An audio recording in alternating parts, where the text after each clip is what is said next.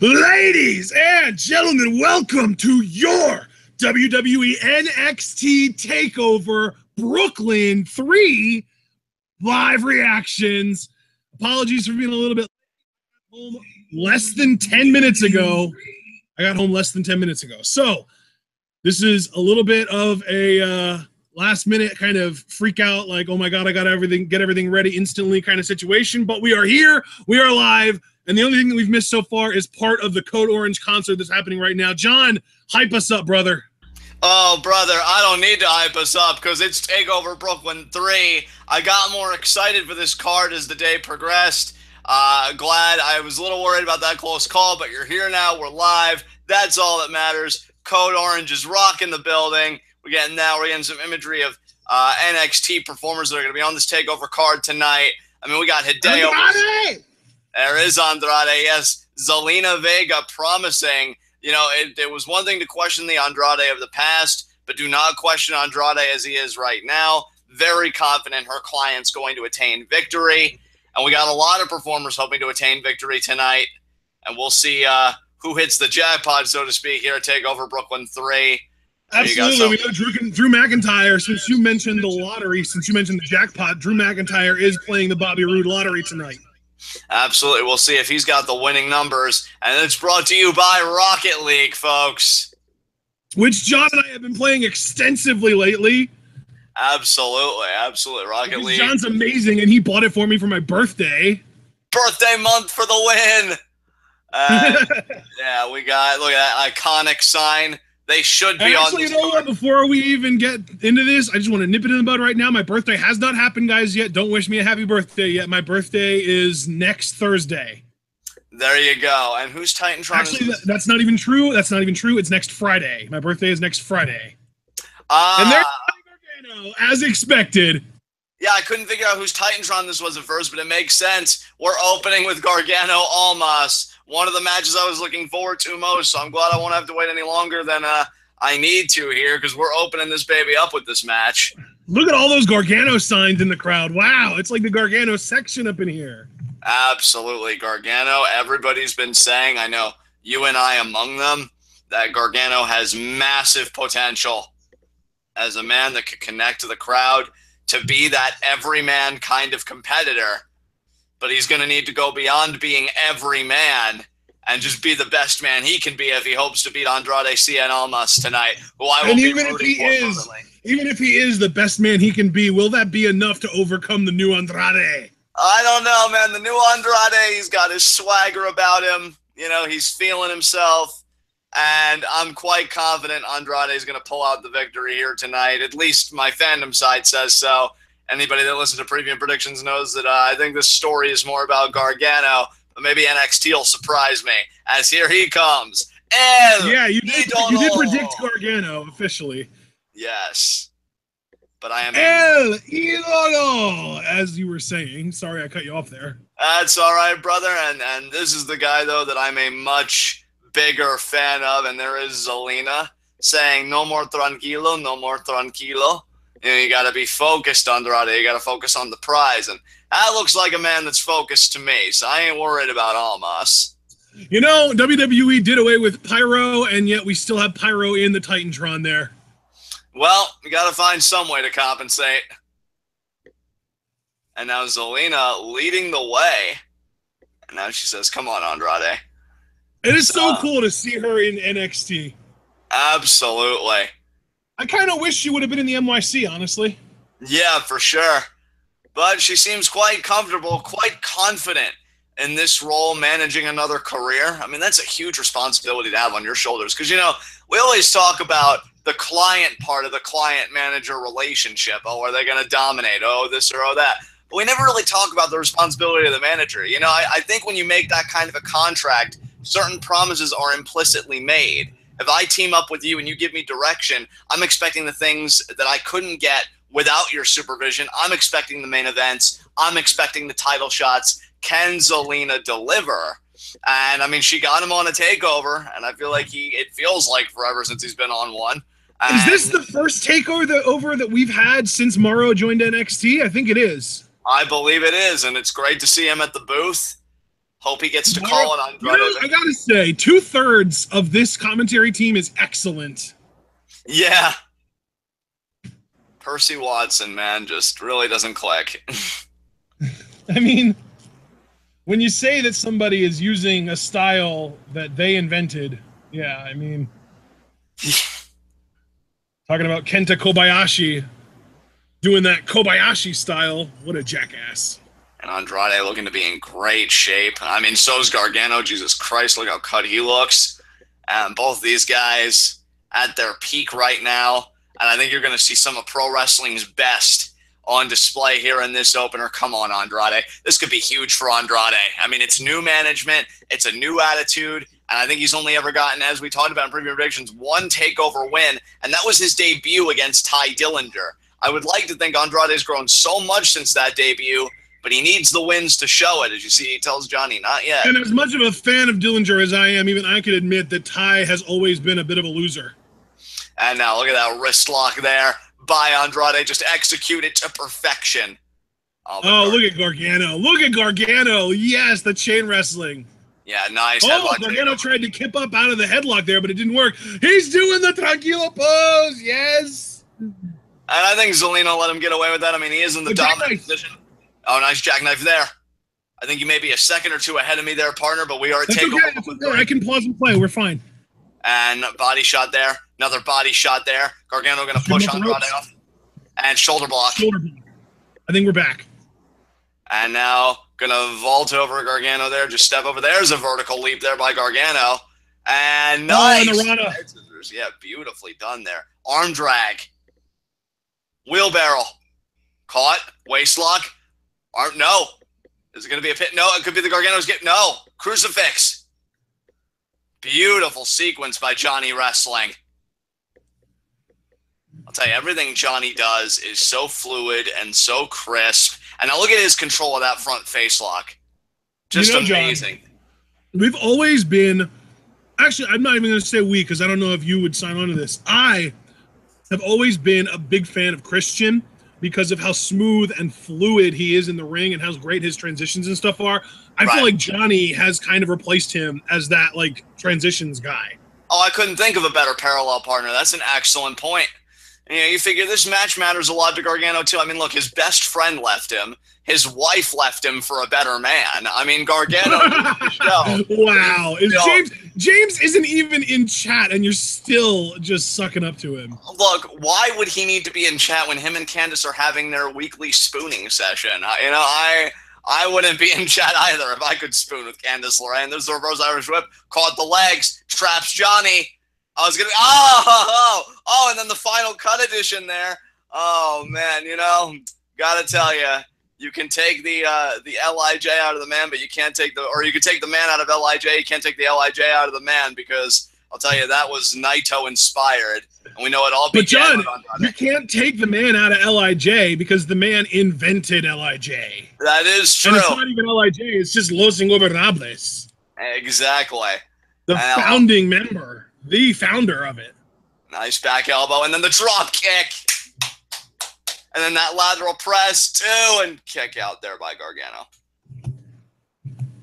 We have Andrade to thank for Naito's transformation. You can see, Andrade's just the kid that keeps on giving, my man. Like, he helped one career out to the point where the man's become, like, your favorite in New Japan, and now he's trying to get his own career going in NXT, which I'd love to see start. Oh, look at that. Was going to do Tranquilo, maybe a fake out instead. Oh, another little New Japan callback, shades of Minoru Suzuki with that armbar. Beautifully done by Almas. Cover again. Very aggressive lateral press, but only one count, but goes right back to the arm. A focused Almas might be the most dangerous man in NXT. For sure. I mean, you take away that arm, I think Gargano would struggle with one bad arm to lock in the Gargano escape. So Almas is being very smart here. I'll tell you right now, brother, if Almas wins and McIntyre wins, I think we have our next NXT Championship match once McIntyre gets past Bobby Roode's rematch. Well, I'm not going to have my mouth water just yet, as tempting as that is, because I've wanted Andrade in the NXT title picture since he showed up. Hell, since the vignettes aired and I thought he was going to come in as a heel. But now that he's really like found himself, especially with Zelina at his side, and again, just takes Johnny down, really working over that arm. Johnny, this is his second match in NXT ever since breaking up with Tommaso Ciampa and really focusing on singles. He won his first match against Raul Mendoza. Can he keep that up? Not only is this only his second match since breaking up with Ciampa, it's his first ever singles match on a takeover. That's an excellent point, partner. So it's Andrade. Dropped a hold there into the corner. Brilliant. It's Andrade's first with new management, and it's Johnny's first in singles. I mean, huge time for both men. Oh, Andrade, vertical. No, but Johnny escapes. Johnny, though, favoring that arm, if you notice. Oh, there's a double clothesline there. Johnny Gargano, yes, escape. Yeah, there you go. And Zelina shouting encouragement here, shouting instructions, stay on, Gargano. Don't lose your momentum. Come on, Johnny. Now Andrade going to go after Gargano. Forearm there. Left hook. Oh, but a return fire from Almas. Johnny with the left hooks, Almas with the right hooks. Johnny got 3 in a row, though. Am I still ahead of you, brother? No. Oh, got the lariat there, but Andrade with the slap. And Gargano. He ducked the second slap and a lariat from Gargano in a second. Actually, a third and a fourth. Oh, Andrade pushes him off. There's the left punch. And another. And he ducks the lariat attempt. Gargano spin kick. He hit it. The gotcha kick from Johnny Gargano. Oh, is that what it's called? I never knew that. Well, I mean, I call it that because it seems like Johnny always screams like gotcha or something like that. Oh, spear through the ropes.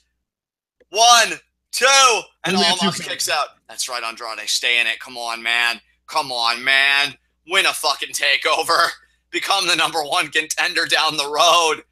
I'm tired of all these other people vying for the NXT Championship. It's your time. You got to win tonight. And there again, the spear. I mean, I won't take anything away from Johnny. This isn't about denigrating Gargano outside of the joke I made earlier. He's a very capable performer. One of the best NXT has. Waistlock by Andrade. Could be an O'Connor roll here. Nope. Oh, Gargano hung on. Oh, throws Andrade through. Super kick. Gargano knew he was going to do it. He had it scouted. You can't tranquilo it. Oh! Tope suicida. God damn it. Zelina's freaking out. She knows Almas screwed up. When he did the rope hanging thing, he screwed up there. Johnny, though, a little gingerly on that apron. Come on, Andrade, DDT. Oh!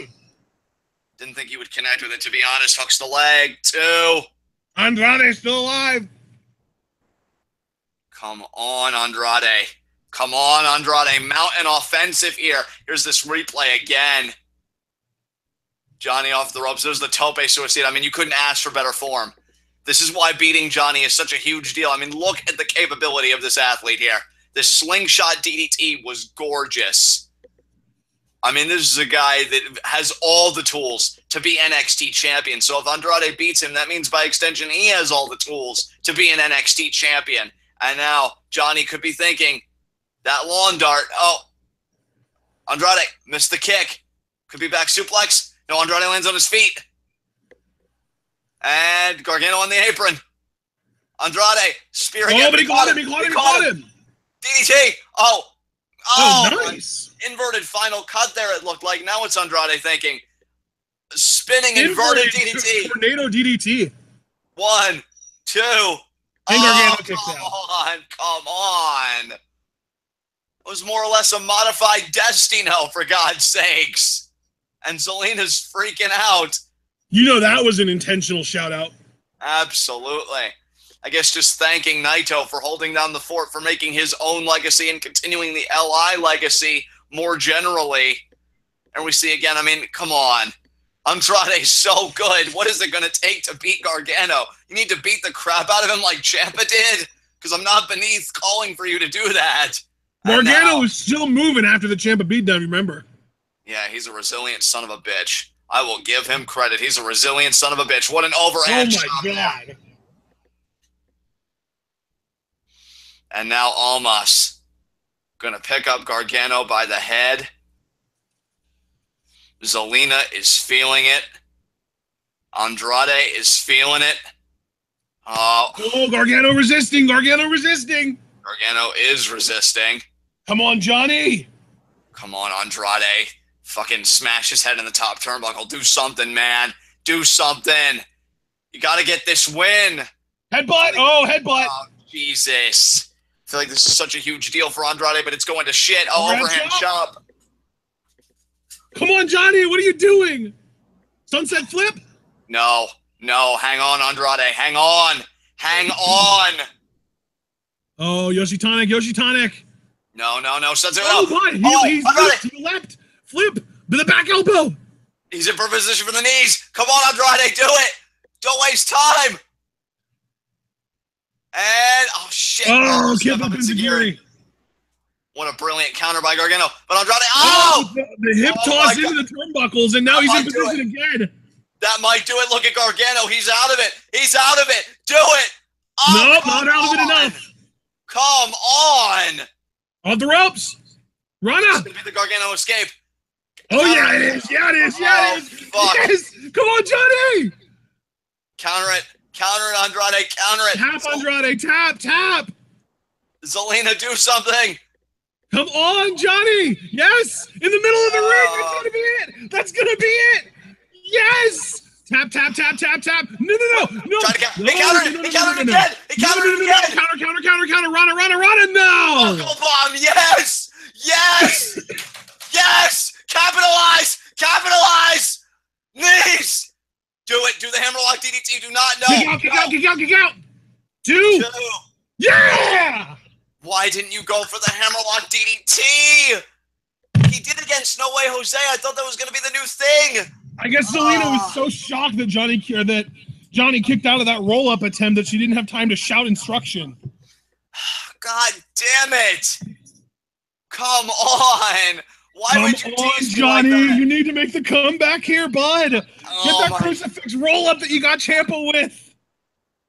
No, hammerlock DDT. You've got to hit the hammerlock DDT. You know what Johnny could transition a hammerlock DDT into really easily is a crucifix pin. Fuck his crucifix pin. Oh, then come on, Johnny! Oh, there's a knee. Oh, he's throwing knees to the shoulder. Wow. Come on, Almas. Come on, Johnny. Oh, another knee right to that arm. You're one of the most brilliant wrestlers here. Another knee. You can do this. You can win. Come on. Come on, Johnny. Oh, Johnny. Again, I'm not going to put the guy down. He's a brilliant performer, but Andrade needs this super kick. God damn it. No, Andrade. No. He ducked. Another super kick. Come on, Johnny. Yes. Lawn dart. Yes. Counter it. He's going to get it, too. He's going to get it.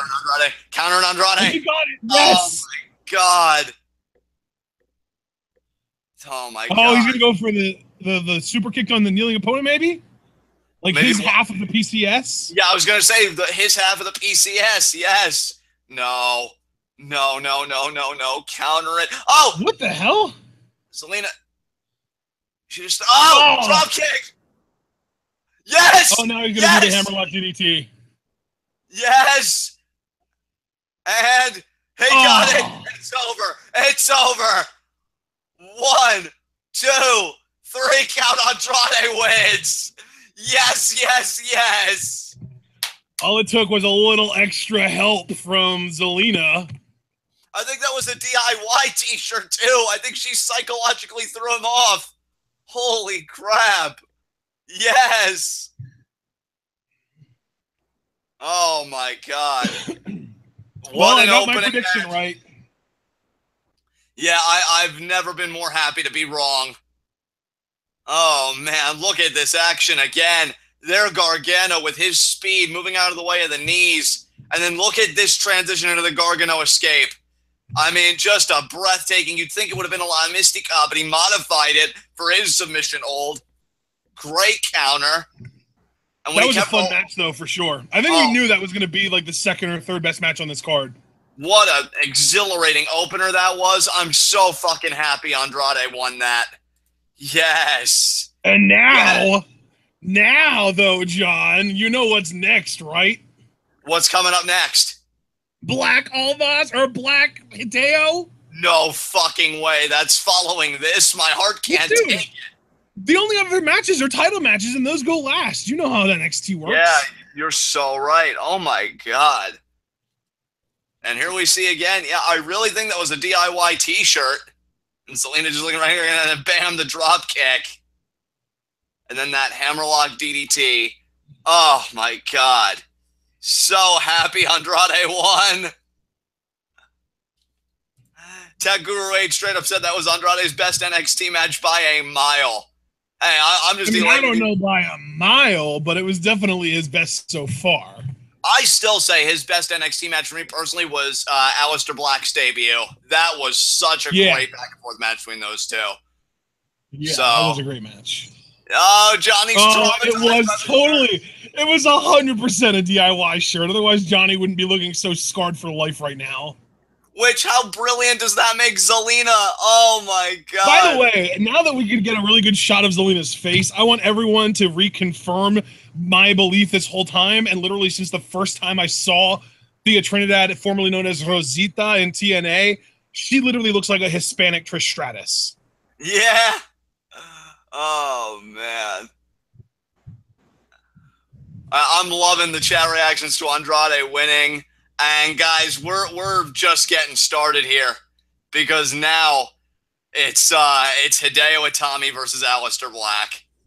This is gonna be absolutely fucking nuts, guys. There's Drew McIntyre.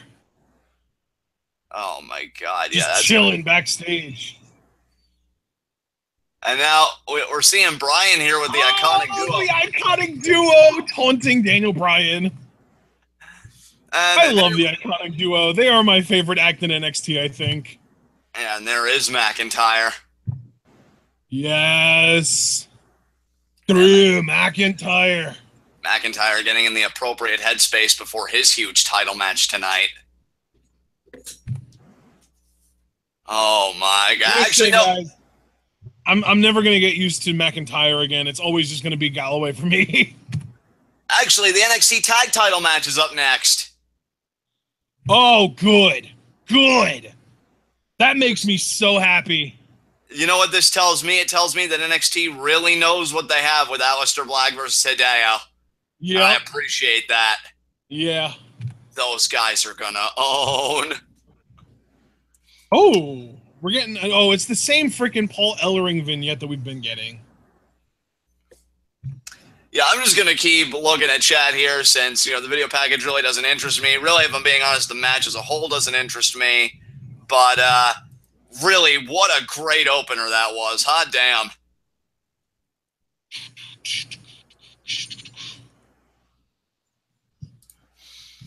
So, how long do we think this match is going to go for? I'm hoping, I mean, honest answer, too long. Like, if it goes over 10 minutes, it's gone for too long. I'm hoping we get, an 8-minute match counting entrances. This really shouldn't be that long. Let it be a Haas fight where one of the teams gasses out quickly, and then we just kind of go from there. And there you see Sanity staking their claim. And just, I don't know. Selling points of this match really didn't connect with me. And EJ Movement seems excited, though. He's like, freaking Sanity versus AOP. I'm happy somebody's excited for this match, because maybe you could be excited for all of us. So, I guess it's going to be this, then Hideo Black, then Women's Championship, then NXT title. Asia is here. Asia is here, John. She wants you to know. Hooray! I'm so glad you and could yes, to answer your question, Triple X sports fan Triple X, the Authors of Pain are supposed to be the faces in this match. They are basically the group, the team that the WWE, that NXT has been pushing as more sympathetic out of the two entities here. Yeah, quite frankly, I don't give a single shit about either of these teams, but WWE clearly wants us to be rooting for the AOP. Yeah, which I really don't get, since again the last thing AOP did before this was be the catalyst for DIY's breakup. So yeah, I'm really feeling sympathy for you guys.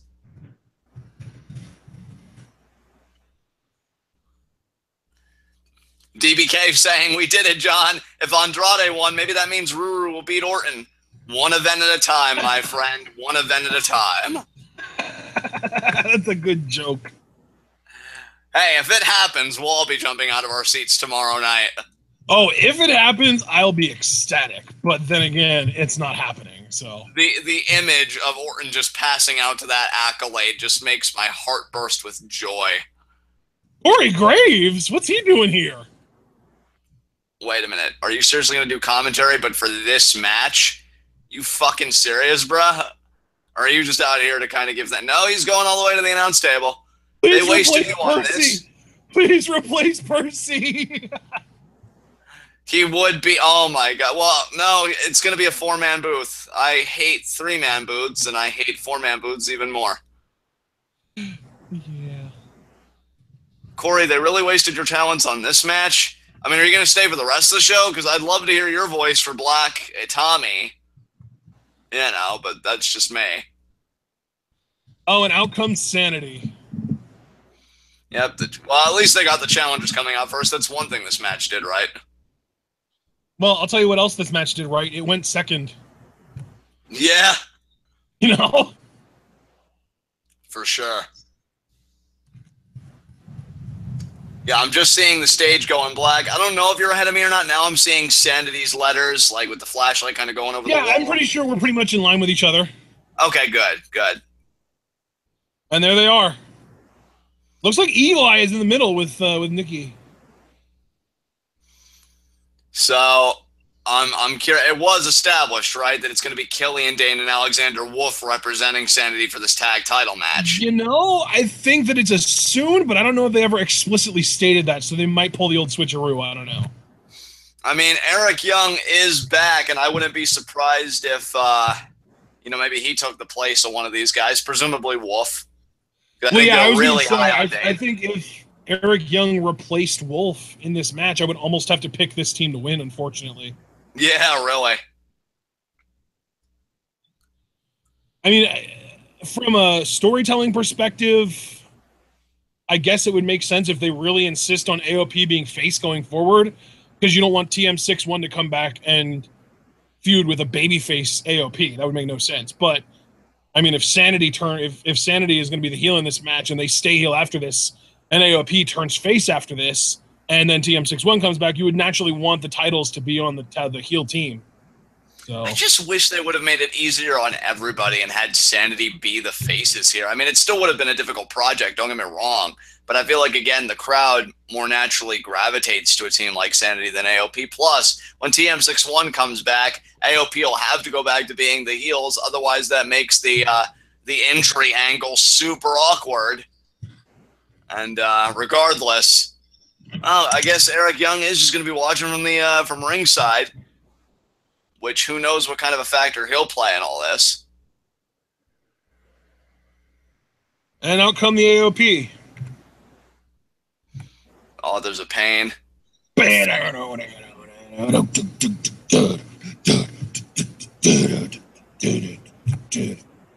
just to remind everybody, because I'm pretty sure Paul William Gregory loves it, Paul Ellering, he invented the algorithm. So he knows what it'll take for AOP to retain the tag titles, and they are pulling the camouflage tonight. With the, creepy-ass masks. And speaking of Paul William Gregory, he said in chat, Sanity does play the babyfaces in live events against AOP. So... Oh, so NXT is just completely bass-backwards with this whole thing. Exactward. Did you say exactward? I did. I meant exactly. I'm all kind of jumbled here. But yeah, here we go. A fight's broken. It's okay. You know what? It works. It's like a double confirmation because it's like exactly and word at the same time. There you go. And I believe that's Akam going after Alexander Wolf and Razor. Oh, yeah. We got to remember the guy with the shorter name is the smaller guy. So Akam is not in the corner. Razor is in the corner. Now Killian Dane is kind of getting back in the corner and out of the ring completely. And yeah, this is a total babyface spot, so this is clearly intended for the AOP to be the faces. Yeah, poor choices, NXT. Poor choices all around. But, Sanity, though, Going to continue to take the fight to AOP. There's Alexander Wolf there with the uppercut. Killian Dane going under the ring, it looked like. Or maybe that was Eric Young. It was Eric Young, and he's getting a table. You bastard. I mean, I did kind of think if Eric Young was going to stick around that he'd be kind of a wild card here. And now the referee trying to restore order here. I'd say with mixed results. So is this match no DQ then? To my knowledge, it wasn't. But you got Eric Young pulling out tables, so that just goes to show I don't know anything anymore. And Paul Ellering trying to galvanize the troops, trying to get them to really end this quickly. Alexander Wolf now in there. I believe once again with Akam. And now, oh, is he going to slam him? And he does. Oh, what a throw there. Now he's going to pick Alexander Wolf up. There's the tag. Oh, and there's a knee right to the midsection. And there's a kick, shoot kick there by Razor. And now he's got Alexander Wolf by the head. Oh, my God, the elbow. And another elbow. Just driving the arm in there. Well, now you know when Alexander Wolf gets the tag, Killian Dane will probably light this ring up like the 4th of July. There are knees there. Razor back in. There's a knee. 4th of July. And now Alexander Wolf still isolated. AOP imposing their will in this match. Oh, what a shot to the face. They have the manager who invented the algorithm of tag team success. Algorithm. Algorithm. Algorithm. It's all about the algorithm, but now Alexander Wolf trying to make the tag, and Eric Young. What? What? He just got up on the apron. He's got that look in his eye. Wow. So they just switched places like that. So Eric Young is now legally in this match. I don't even know what's happening anymore. What? Brother, don't ask me what. Ask them what. I'm just reporting what's going on here. Eric Young got the tag. He's the legal man here. But John. What? And now Razor going to hop the barricade. Oh, but now Alexander Wolf throwing him down. Well, I mean, you even said if it was Eric Young, you'd almost have to pick Sanity to win this match. I mean, No. That was if it was Eric Young replacing Alexander Wolf, not replacing Killian Dane. Okay. Because Alexander Wolf's purpose in this match is to eat the pin. Oh, now Eric Young pulls Razor over. Oh, and there's a chop. See, Brandon Best just said, didn't the Legion of Doom invent the algorithm? Paul Ellering managed the Legion of Doom. So it all still fits, which is also conveniently what she said. Thank goodness. So you're indirectly correct, Brandon. The Legion of Doom where we first saw the algorithm, but it wasn't because of the Legion of Doom. It was because of their manager, Paul Ellering, who invented the algorithm for tag team success. And now Eric Young thrown out to the floor. His back hitting it hard there. Now going to get Eric Young back in the ring. Oh, guys. I've just never seen anybody do a last-minute swap like that. Oh, AOP thinking double team. Dominator there. Tactically, it's brilliant because, like, AOP were beating down Wolf and Dane, and Young was just, like, standing out there watching it happen. So he's, like, the healthiest, freshest out of the group in Sanity. But still, like, I mean, if you're going to replace anyone, replace Wolf, not Dane. Exactly. It's here we see the But they didn't have any kind of a choice but for him to replace Wolf because Wolf was forced into the match to start by the AOP. He was rolled into the ring, and the match started when it was him and one of the AOP members in the ring. So EY couldn't replace him because he was already in the match. And now, cover here too. Eric Young kicks out. I'm having internet problems again, but, you know, last time this happened, I ended up being able to catch up just in time for the last 5 minutes of the show, so it's not something that's going to last all night. It's just something that might last a little while, unfortunately. Well, I'll try and carry the load as best I can, partner. Yeah, you know, my download speed is 5. Jesus Christ. And now... Oh, never mind, it's 4.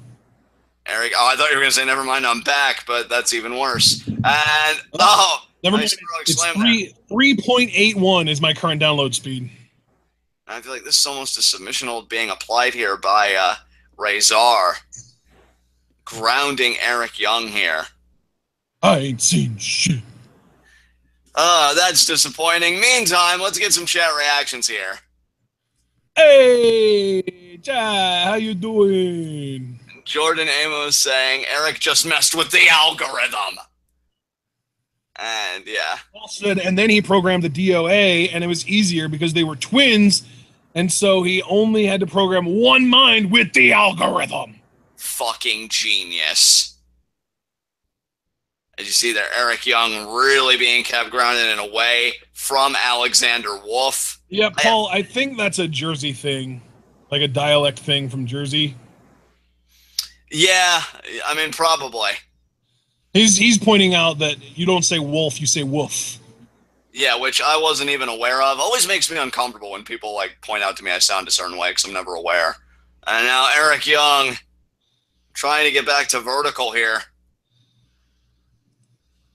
I don't know. The tag team psychology here seems messed up because it almost seems like they're giving Eric Young the babyface spot, trying to fight out of this hold and making the tag. Yes, somebody in chat said something about a double turn earlier, so maybe there's like something psychological going on that we didn't pick up on.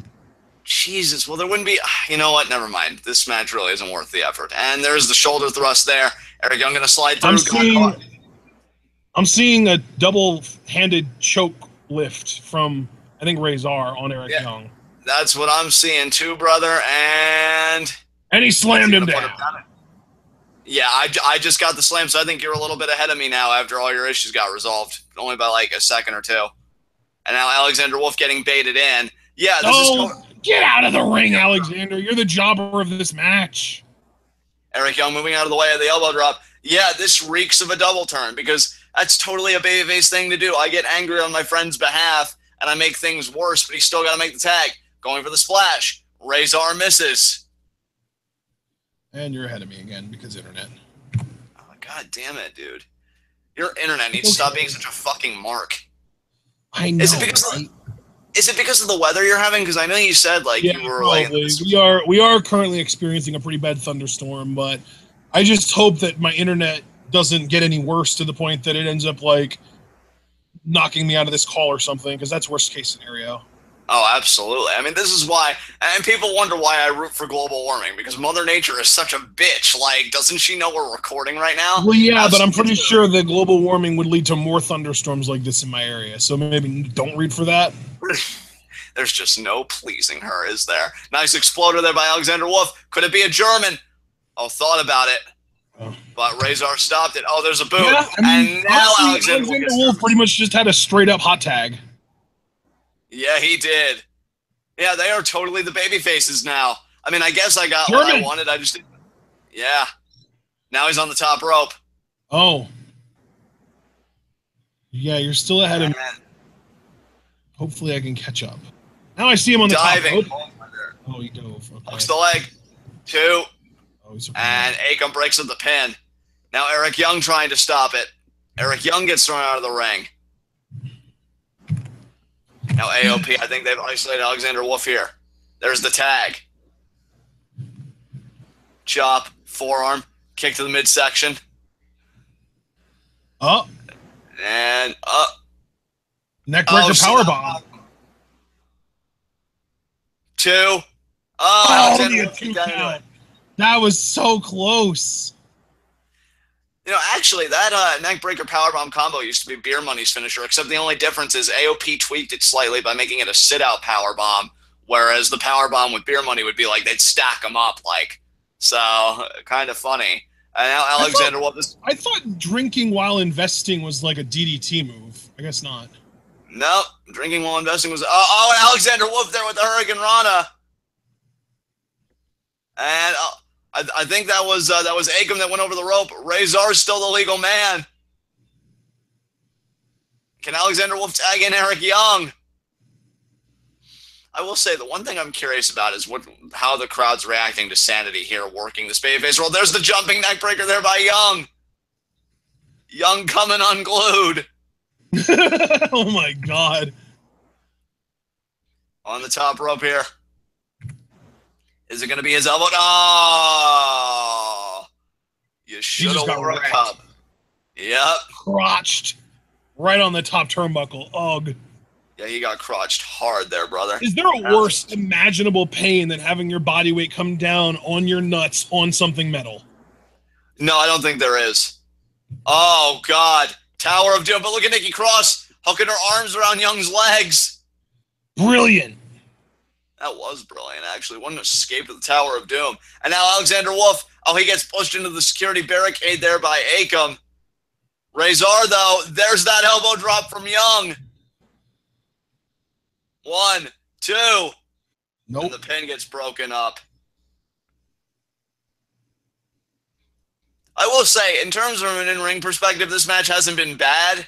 It's just, I really think I could have been a lot more invested in this if it was just Sanity as babyfaces from the beginning, because this is a case where a double turn still feels kind of awkward. I am glad they did it, though, I guess. Tope Suicida there by Young. Tope Suicida, John! Oh, Alexander Wolf, he might try a dive now. My God. Dive. Almost like an inverted, I wouldn't even really call it a corkscrew, but it was more like the backside of his body. And now Nikki Cross might try something. Everybody's cheering her on to get crazy. That was almost like a cannonball that Wolf did. Yeah. And What the hell is Nikki going to do? She's not in this match. If she does something to the AOP, it disqualifies Sanity, doesn't it? Oh, God, there's Ellering.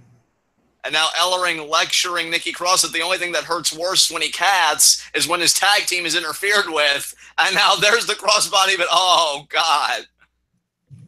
Akam caught her. But Killian Dane crossbody. Oh, my God.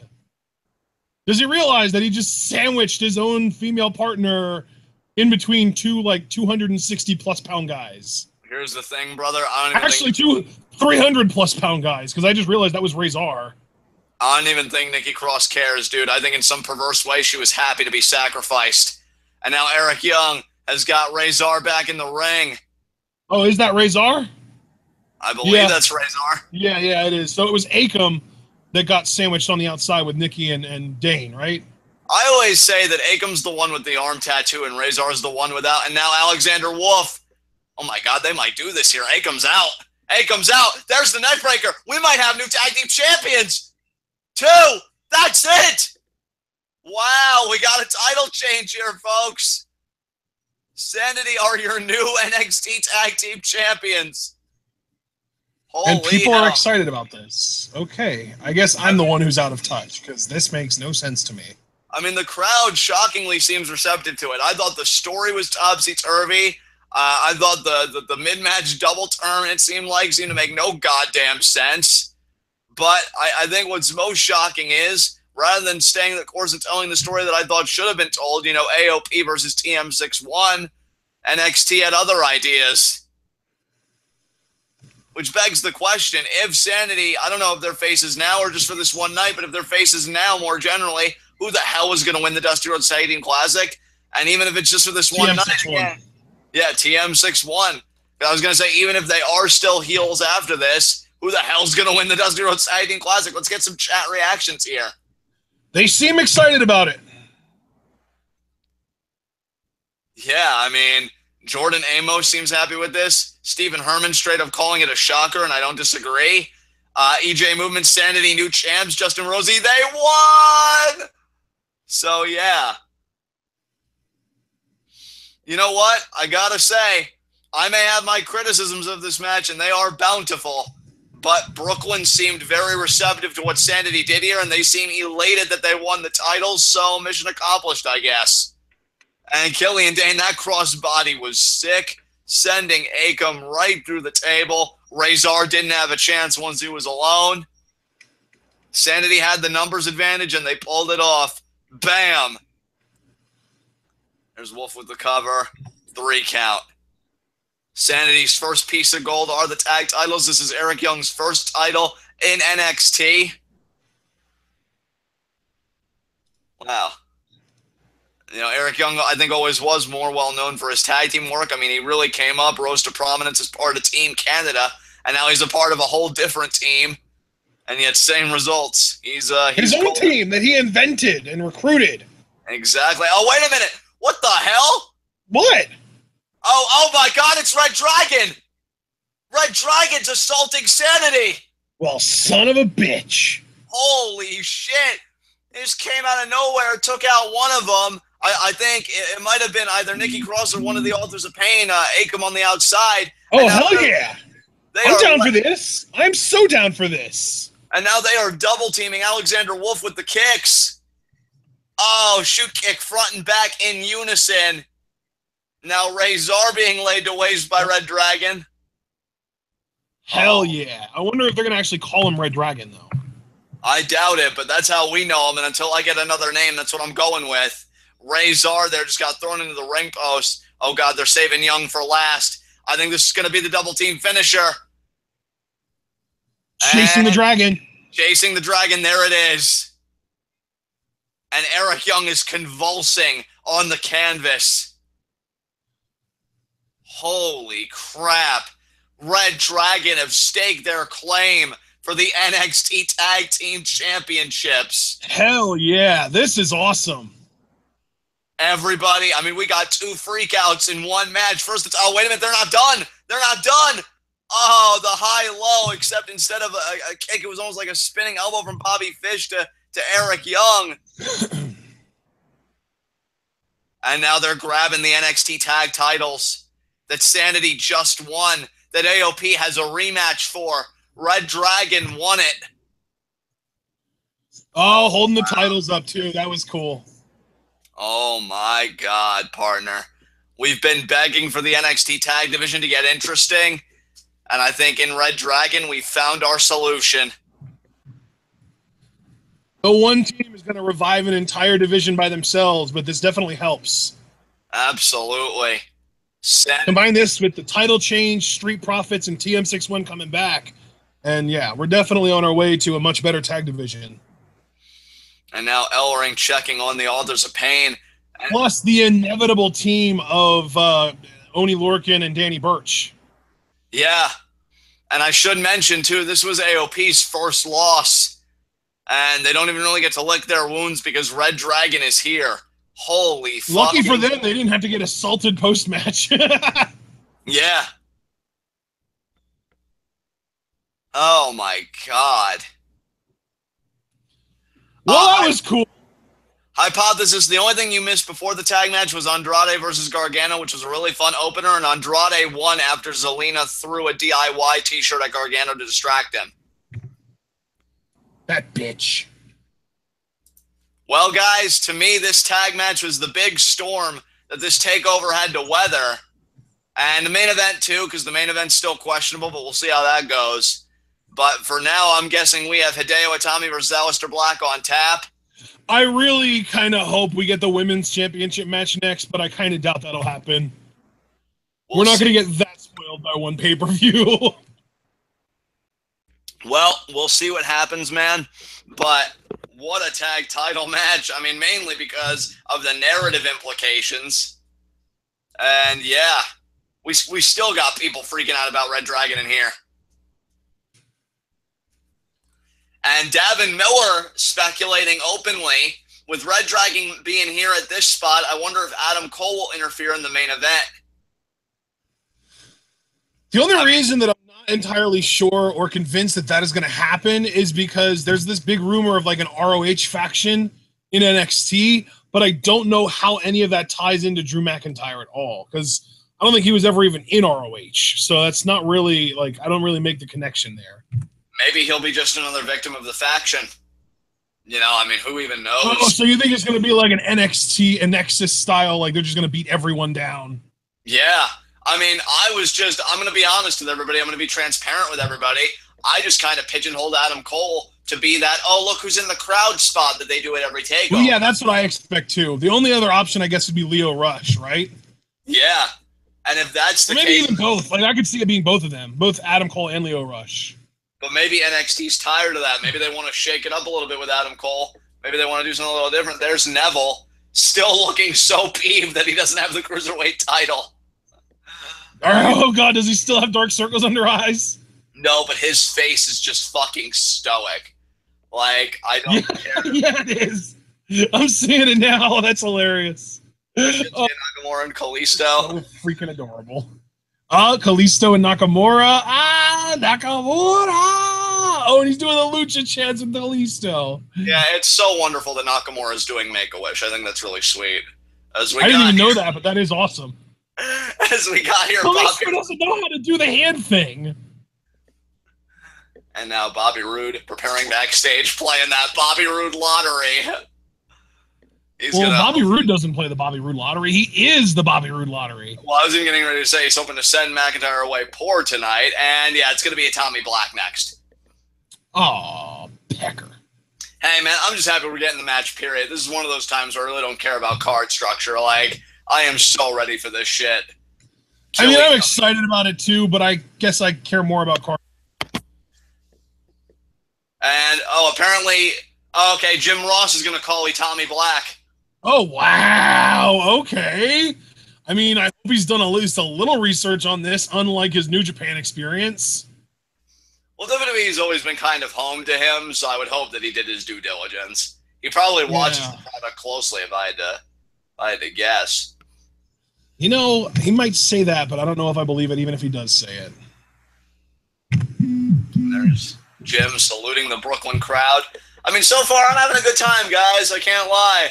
And this match will do nothing but, just make my heart soar even more. So, I see Brandon is here. He's the one that first exclaimed that JR is calling Itami Black. I did say me and Brandon emotions were going to run high because I am so pro-Itami and he is so pro-Black, even though I'm not necessarily anti-Alistair Black. I mean, I think... Well, yeah, I was going to say, I'm pro both these guys. This is going to be one of those matches where I'm just rooting both these guys, both these guys, both these guys. Honestly, I'm just grateful Andrade won tonight. I'm not looking any gift horses in the mouth. They want to give me Hideo too. It must be Christmas. If not, I get it, because Alistair definitely has a lot going on for him right now. But here comes Hideo. Oh, Hideo, why are you so mean now? Oh, Hideo, what about Cassius Ohno? He's worthless. He's backstage. He's backstage and catering, eating his goddamn feelings. Well, I just wanted to get through to Hideo. What, so he could be like you, a loser who isn't even on the TakeOver card? Sorry that Hideo actually has initiative. And now... Savage. Cassius Ohno deserved it. Maybe don't cross me next time. You're not necessarily wrong, but you're still kind of a dick. I accept that. I revel in that, as a matter of fact. As there you see the scars of Hideo Itami's past. That shoulder scar, I will never get over seeing that. But he is ready to do battle with Alistair Black. This is going to be a strike battle for the ages, folks. I heard Alistair Black was getting a special entrance. He probably had enough time to prepare it, given how late their flight was delayed. So... Wow, my internet is really terrible right now. And again, this show is sponsored by Rocket League. We'll see how many goals, how many kicks Hideo can land on Black and vice versa. It's Hideo warming up in the corner there. That was very clever, by the way. I appreciate your pun. I appreciate that. I wanted to try, so. Oh, why is Dunn injured? What happened to Pete Dunne? Yeah, what did happen to Pete Dunne? I'd be curious about that as well. And now, candles laid out. Oh, shit.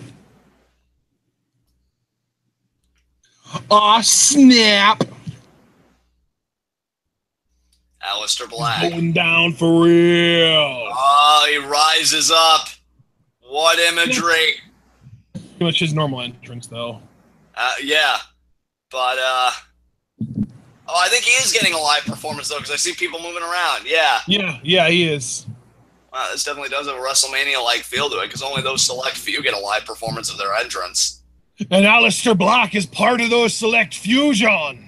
That just shows you what kind of a future this man has. He's already getting this kind of treatment. God, he's awesome. Alistair, be the next me. And now, oh, man, it's just... So stoic. Oh, yeah. I can hear the live performance now. It sounds great. Yeah, Alistair certainly seems to be channeling it, feeling it. Dude, I love this. Alistair looks like he is imagining this live performance in his head. Like it's not even actually happening around him. He's just no-selling the shit out of it. I love that. Yeah. Now Alistair makes the long walk down the ramp. This is going to be such a fucking great match. I can't wait for this shit. Oh, yeah. I love this. I freaking love this entrance right now. This is so cool. Yeah, dude, this is amazing. Gotta give TakeOver Brooklyn 3 credit. I was hyped going into this show, but I'm really feeling that we're in an NXT TakeOver, and I appreciate that. Alistair ascending the steps here. Hideo's going to wait patiently in the corner, because if there's one thing this feud has taught me, it's that Hideo has been completely mannerly the entire time, and Black just apparently doesn't get it. And oh my God, just right into the stance, right into the pose, just seated in the ring, gathering himself. I think the referees had to restrain Hideo because Hideo wants to go right now. This is going to be nuts. And oh, Hideo getting right up in Alistair's face. Hey, I think that's referee Drake Younger, if I have my names correct. That was his name on the indies. He's Drake Wirtz. Either way, at least I had the right person in mind, and I think that in itself is a feat. And I just ring the bell and let these guys go because I think they want to pounce on each other here. There's the bell. There's the bell, and they go, oh, double boots right away. Double boots again. Oh, kick there. Kick by Hideo. Oh, Black thing in the sweep. Ducks Hideo's kick. Kips up. Hideo ducks the kick again. Boot. Hideo caught it. Boot of his own. Alistair ate it. Damn. Now they're shoving each other here. Oh, shoot kick there by Alistair, and Hideo's going to roll out of the ring. Alistair, is he going to do his fake out? Yep. He does. And now just sitting in the middle of the ring patiently, waiting for Hideo. Hideo comes back in, tries for a kick. Alistair catches it. Shoot kick to Hideo. Off the ropes. There's the back elbow. And now Hideo scooting back into the ropes. Alistair going to pick him up. Oh, went for the strike. Alistair caught his arm. Hideo using the free arm. Oh, but the knee and a shoot kick and a back. Oh, and another kick. Oh, and a knee right to the side of the head. Hooks the leg, too. Hideo kicks out. God damn. Now Alistair's going to shove Hideo in the corner. There's a kick. There's another kick. Come on, Hideo. Get those arms up, son. You're in for a long fight tonight. There you go. Body shot. Forearm. Forearm, though, by Black. Boot to the face. Now, Hideo, Irish whip. Charging. Oh, on the apron. Forearm again. Went for the shoulder thrust. Hideo then moved out of the way and he got the kick. And now, hung him up on the rope there. There's a kick. Hideo going to go to the top rope here. I'm thinking he'll probably do a drop kick, maybe a double stomp. And double stomp. Okay, actually, this looks more like knees to the back of the head. Hideo starting to... Yeah, that was the knee to the back of the head, brother. And now the shot's right to the face by Hideo to Black. And Hideo's got his swagger up now. I love it. Asshole Hideo is the best Hideo. Boo me now, crowd. Yeah, boo me like Chicago booed me, bunch of fucking ingrates. There's a back elbow there by Hideo. You don't need them, Hideo. You've always been better than them. You've always been better than them. I'll be your ingrate, Hideo. And now, Black here getting trapped. Look at that, just working. Almost like that snapmare kind of hold. Oh, just cranking on the head there, twisting it. And oh my God. Oh my God, Alistair's bleeding from the mouth. Oh, damn. Yeah, we knew this match was going to be physical. Yeah, it looks like he has like a loose tooth or a cut on his gum or something. Yeah, Jesus. Or he might even just be bleeding from the nose and it got in his mouth. Yeah, that very well could be too. This match we've seen Hideo get busted open hard way from Oni Lorcan before. It wouldn't surprise me if he wanted to deliver that receipt to other people now. And there's the kitchen sink there by Hideo. Hideo in firm control right now. There's a shoot kick to the back. Oh yeah, you're only a little bit ahead of me now, and my internet seems to be stabilizing a little bit. Oh, thank goodness, partner. And there's a kick to the back again by Hideo. Hideo feeling it, saying, one more. Not for you, idiots. Not for you people that don't even know what throwing a kick with finesse actually is. And there's another kick. My internet seems to be up into the higher single digits now. It's not under 2 anymore like it was. So hopefully I should be, I don't know about smooth sailing for the rest of the night, but definitely in better shape for a majority of the rest of the night. And it's best timing possible, too, because we're in this match now. And now Hideo grounding Alistair. Look at how red the head is. The blood coming from the mouth here and everything. Hideo just really cranking on it there. And now Alistair going to get back up to a vertical base. Nice elbow there by Hideo. Can you pause for like 3 or 4 seconds and then play so that we're even, so that I don't have to try and skip forward and end up buffering again? Sure. Oh, he dropped the knee on the head. And now Hideo back into the hole. Down the thigh pad, or the shin pad, or the knee pad, or whatever you want to call it. Brother, here's a kick. Brother, when I did pause play, I think it kind of rewound my player for me rather than just resume where I was. So I'm behind now. Now he's pulling the knee pad down, and now I think I'm going to see the kick that you were talking about. And all right, he's going to sit down Indian style. Let me know when he does that, and I'll play again. I have it paused. And he just sat down Indian style, and he's got his arms crossed, almost like Shibata. Yeah, I saw that. And now Alistair just kind of looking at Hideo. Oh, man. Forearm from Alistair. Forearm from Alistair. Oh, Hideo grabbed the hair. Oh, Alistair went for the lariat. Hideo caught it DDT. You're still ahead of me here, because now, there's the lariat check, and there's the DDT. Just saw it. Okay, we should be good again. Hideo hooking the leg. 1, 2. Alistair kicks out. And Hideo, I think he wanted to take umbrage with the count, but I don't think he's really going to bother.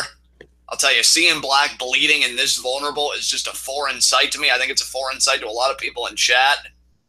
As you see, again, he goes back to the hold here, and you see the DDT on the replay. This form was perfect. Would have made Jake Roberts crack a smile. As Hideo has had a really concentrated effort on the head and neck, which if you think about it is smart because, Hideo does use the GTS, and if he's really weakening that head and neck, if it makes a full-on collision with Hideo's knee, this match will be over. And Alistair Black needs to get back up to a vertical base. Yeah, he does. Come on, Hideo, tighten it up. Yeah, Hideo. Oh. Alistair's got the arm. Is it going to be an over-the-shoulder arm breaker? It is. And I think that is the arm where Hideo, had the injury, has the scar and everything. Alistair Black moves out of the way. There's a shoot kick. There's another shoot kick. Grabs Alistair by the hair. Oh, went for the strike. Back elbow. Has control of the wrist. There's a boot. Oh, kick. Leg sweep. Sweep the leg, Johnny. Sweep the leg. Drop kick. Beautifully done. Hideo now on the defensive. I gotta say, I appreciate that these guys have almost been going out of their way to avoid the ref to prevent the old blood dab trick. Damn! That was like a single foot moonsault, but it ended up being like a kick to the head. Oh, Alistair, I don't know if he just called for the end there, but it seemed like it. He seemed like he really went into that next gear. Oh, is he gonna lift his head up with his foot again? Yeah, this could be signaling from Black Mass. Yeah, he is. He's lifting his head up with his foot. He's going for Black Mass here. Oh, Hideo, though. My internet's going to charge. Brother. And, oh, wait, so you're out of sync with me again? I don't know. I might be. I don't know. And now Hideo is going to be... Rope. He's going for a tornado DDT. No, he hangs him on the rope with this, and he did. He did. Now he's going to go to the top rope. It's going to be a drop kick. And, no. Diving lariat. Oh, lariat. Hooks the leg. 1, 2. And Alistair staying in it. I gotta say, not to get cheesy or overly sentimental, but this is the reason why I'm glad Hideo's managed to stay healthy this time around so that we get matches like this. Could it be the Fisherman Buster? It is. I think that was just a Fisherman suplex, brother. Yeah, release variation and kick out there by Black.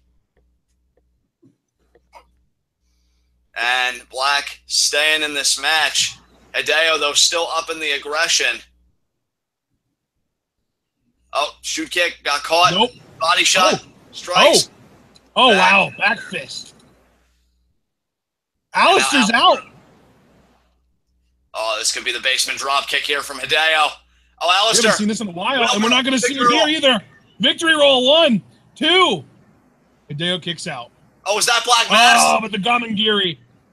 No, I don't. Yeah, the Black Mass. Usually, I think it's like a twist to it. That was just a Gamangiri. Plus, the Black Mass is like a back kick, not a front kick. Right. And Black Mass is a reverse roundhouse kick. That was more of a traditional roundhouse kick. Alistair going to the top rope again. I don't know if that's smart. Hideo there with the strike. No, yeah, there's Hideo. Hell, from this position, if I was Hideo, I'd try and pull Alistair off the rope and get him in GTS position. And now the shots to the midsection. There's elbows to the side of the head and the shoulder. Oh. He goes down there. We really don't see Alistair Black go up to the top rope very often, and maybe that's why. Exactly. And now Hideo going to go to the top on his side of the ring. This is going to be a Falcon's Arrow or a Superplex. I wonder what Hideo's thinking. Oh, I hope it's a Falcon's Arrow. It is! Yes! That took a little bit out of Hideo as well, though. Yeah, look at Hideo holding his back. He's in pain. I mean, hell, Alistair is, he's definitely a very built guy. And Hideo, not really known for his power game, drapes the arm over, too. Alistair stays in and he shoots the shoulder off the canvas. That was close, though. Dangerously close. And Hideo's face tells the story. Here you see again. Bam, the Falcon's Arrow. And speaking of Hideo's face, look at his face now. And look! Alistair Black just shot up! What the hell? And Hideo backing away. He's wondering what the hell is he gazing into. Forearm there. Forearm by Black. Forearm by Hideo. Forearm by Black. Shoe kick from Black. Shoe kick Hideo. Shoe kick Black. Slap Hideo. Slap Black. Slap Hideo. Slap Black. Slap Hideo. Slap Black. Oh my God! I think you're a second or two ahead of me, but yes, we've got a slap fest here between these two men. And Black, went for the kick. Fist. What a back fist by Hideo. That's overhead slap from Hideo. Oh, with the bicycle knee from Black. Oh, but Hideo with another Falcon's Arrow. He's going for the pin. 1, 2. Oh, and Black kicks out. Am I still ahead of you? I think just by a smidge, but we're definitely a lot closer than we were. And Black, just the blood and the exhaustion from Black tells the entire story. I can't believe Hideo countered into another Falcon's Arrow this fucking match right now. Not that anyone is surprised by this match being excellent. Certainly not. God, this is why. Oh my God, I'm so happy Hideo's here. I'm so happy Black's here. I'm so happy we're here tonight at NXT Takeover Brooklyn 3. And there's the big. Oh my God, that could be the beginning of the end right there. That was right to the head. And Hideo, knee comes down, do the throat slit. Do it. Yes. You get goosebumps every time he does it like that? Absolutely. This could be it. Beginning of the end right here. Unless Black has a counter. He's blocking. He's elbowing. Oh, but the kitchen sink. Come on, Hideo. Oh, he pie-faced him. He's pie-facing Alistair Black. Jesus. Holy fuck. Oh.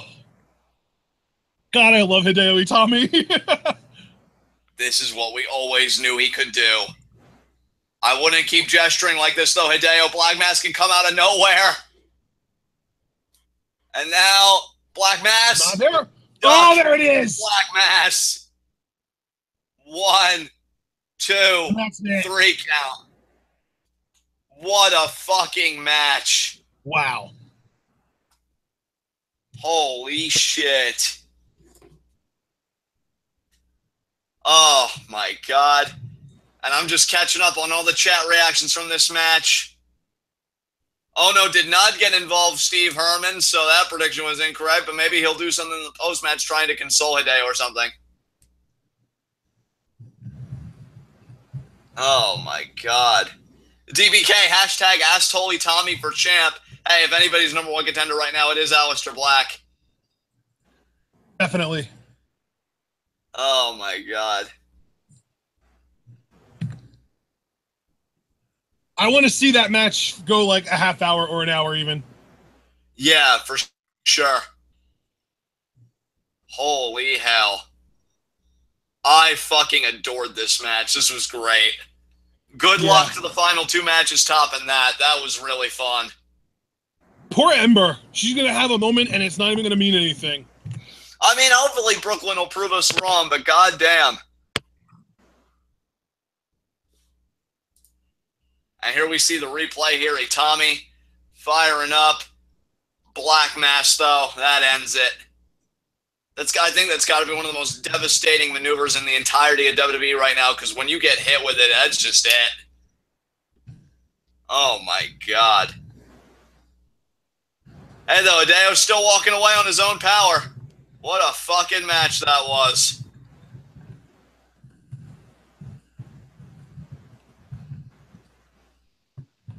And Alistair Black remains undefeated at Takeovers, remains undefeated in general. And you gotta wonder when the NXT title picture is gonna have his name loudly in the conversation. And we're shifting gears here, folks, because it's time to get to our two biggest matches of the night. Because, well, at least, you know, by NXT TakeOver standards, because we have Ember Asuka 2 for the NXT Women's Championship, and then we have Roode McIntyre for the NXT title. But for me, that match and Gargano Almas are my matches of the night. Yeah. Woo-wee! Man, what a great match.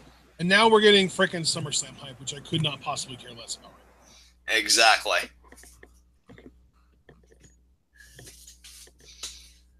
All right, folks. Well, while we're in the midst of that, I wonder if anybody's got any last-minute thoughts they want to share. And, yeah, we're still catching people up on Gargano Almas, but I don't mind that because I'll never get tired of saying that Andrade won that match.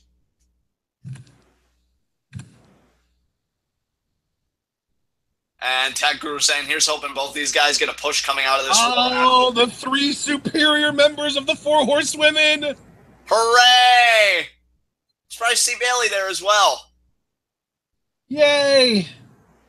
It's the three that aren't horrible. And certainly had a lot of their golden times in NXT. Oh, man. You know, none of the three women that we just saw ever beat Asuka when they were in NXT. Yeah, I mean, Sasha never got a chance to, Becky never got a chance to, and Bailey lost to her twice. And Ember. there's Ember Moon, the war goddess. Oh, man. She is looking ready for this shit. I mean, hey, you know what? These two women are probably happy they're following Itami Black. So they probably think they can do it. And hey, I'm not even really doubting them. It's just I'm over the moon after that contest. So we'll see what these two can do. It's all about the NXT Women's Championship. All right, we're getting this video package here. And let's see. Again, just going to go and see if we got any chat reactions for this. Paulium Gregory saying, I want Ember Moon's cloak just for around the house like. Yeah, I think it'd be a good fit on you, Paul. I think you'd work it in your house.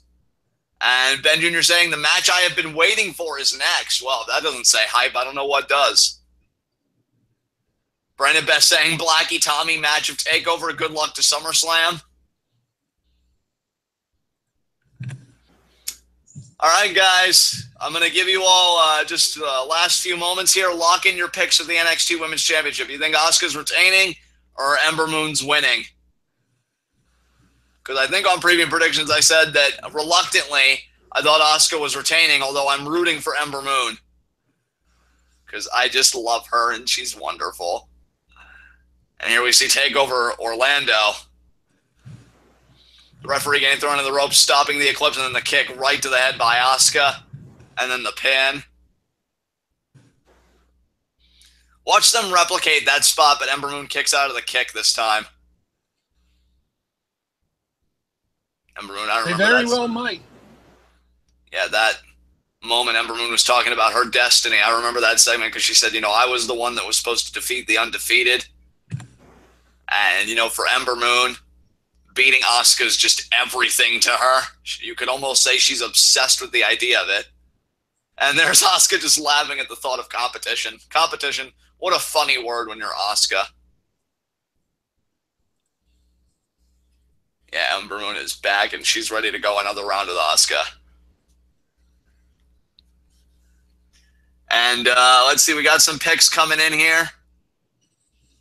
And Jarvera saying, sorry, but I don't care about this match. Hey, brother, nobody's begrudging you for that. That there are a lot of sentiments like that for a lot of these matches on this particular takeover, so that's totally understandable. Stephen Herman saying, Asuka retains. Racist Fan rocks. Ember wins. Ben picking Ember. Alex Paulson picking Asuka. Jordan picking Asuka. Justin picking Asuka. So I think Asuka's the favorite right now. Ben already picked Asuka. Brandon picking Ember. Well, Brandon Best saying Ember because there's a legitimate Eclipse Monday, so Ember has all the power. Tech Guru says Asuka. DBK says Ember because she's better than Taya.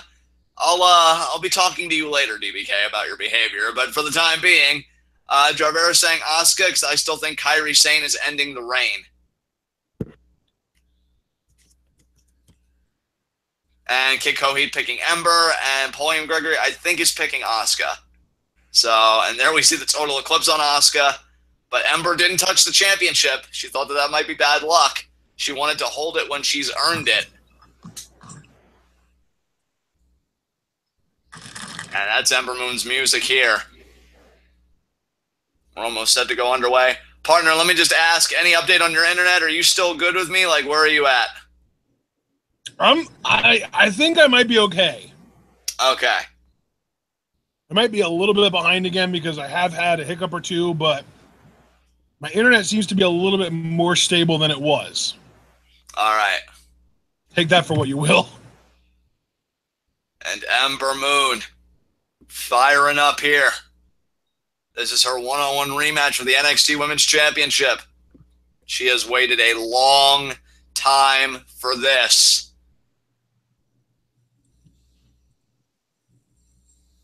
You can even see she's even got like a partially war-inspired attire. Almost seems like she's got like the shoulder blades and the gauntlet on the one hand. Like, yeah, she's ready for combat here.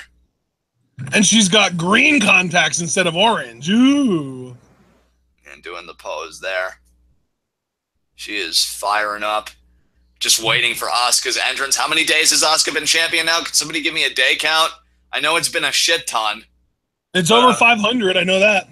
Yeah, 500 plus days as the NXT Women's Champion. We've already had one title change tonight. Sanity won the NXT Tag Team titles, beating AOP, another team that was looking like a force. And, of course, the big story here was Red Dragon made the ambush, staking their claim. But now Asuka's coming out. The undefeated champion. Will she lose her title and her streak in one foul swoop here? And Asuka having a creative getup of her own. Love the mask. I think she's even got something on the top of her head, which that's a bit different. So yeah, Asuka's feeling herself just like Ember Moon's feeling herself, and we're going to find out which one of these two women is the best here. Yeah, that headdress from Asuka, very impressive. See if there's any more chat reactions here. Yeah, Racist Fan Rock said 520 plus, I think. Justin Rosie saying 502 days.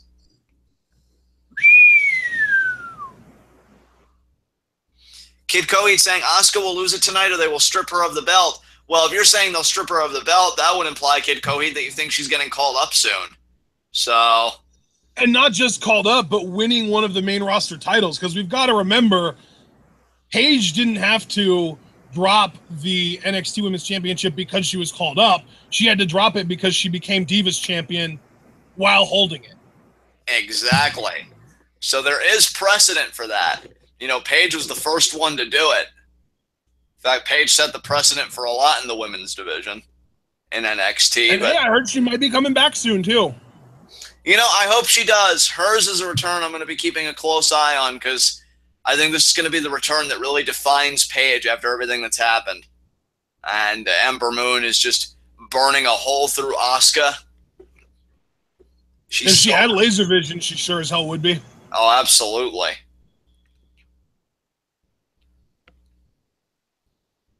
And now Asuka shimmying around with that title around her waist. Feeling cocky, feeling confident.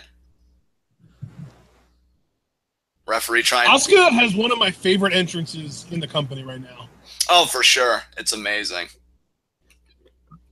The entrance attire with the mask and like the gown and all that extra stuff, and the theme song is excellent. So, yeah, like I love everything about Asuka's entrance.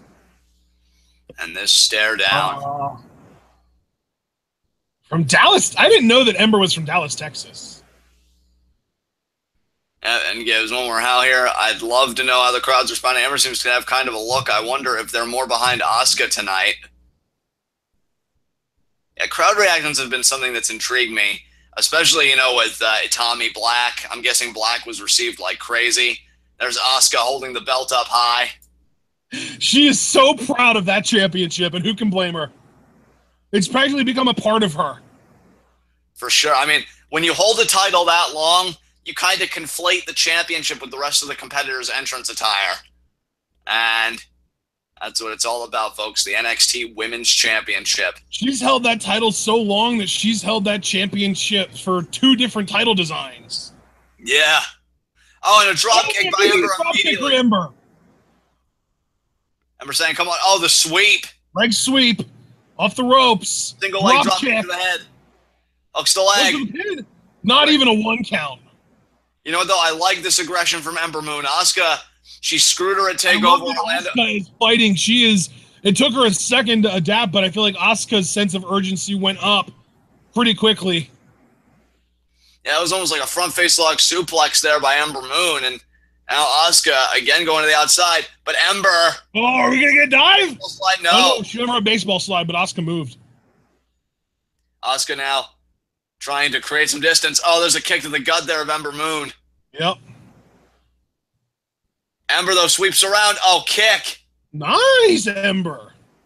Ember now going to go to the middle rope, possibly. And middle rope here, crossbody. Crossbody. Oh, no, cannonball. Very nice. Nicely done there.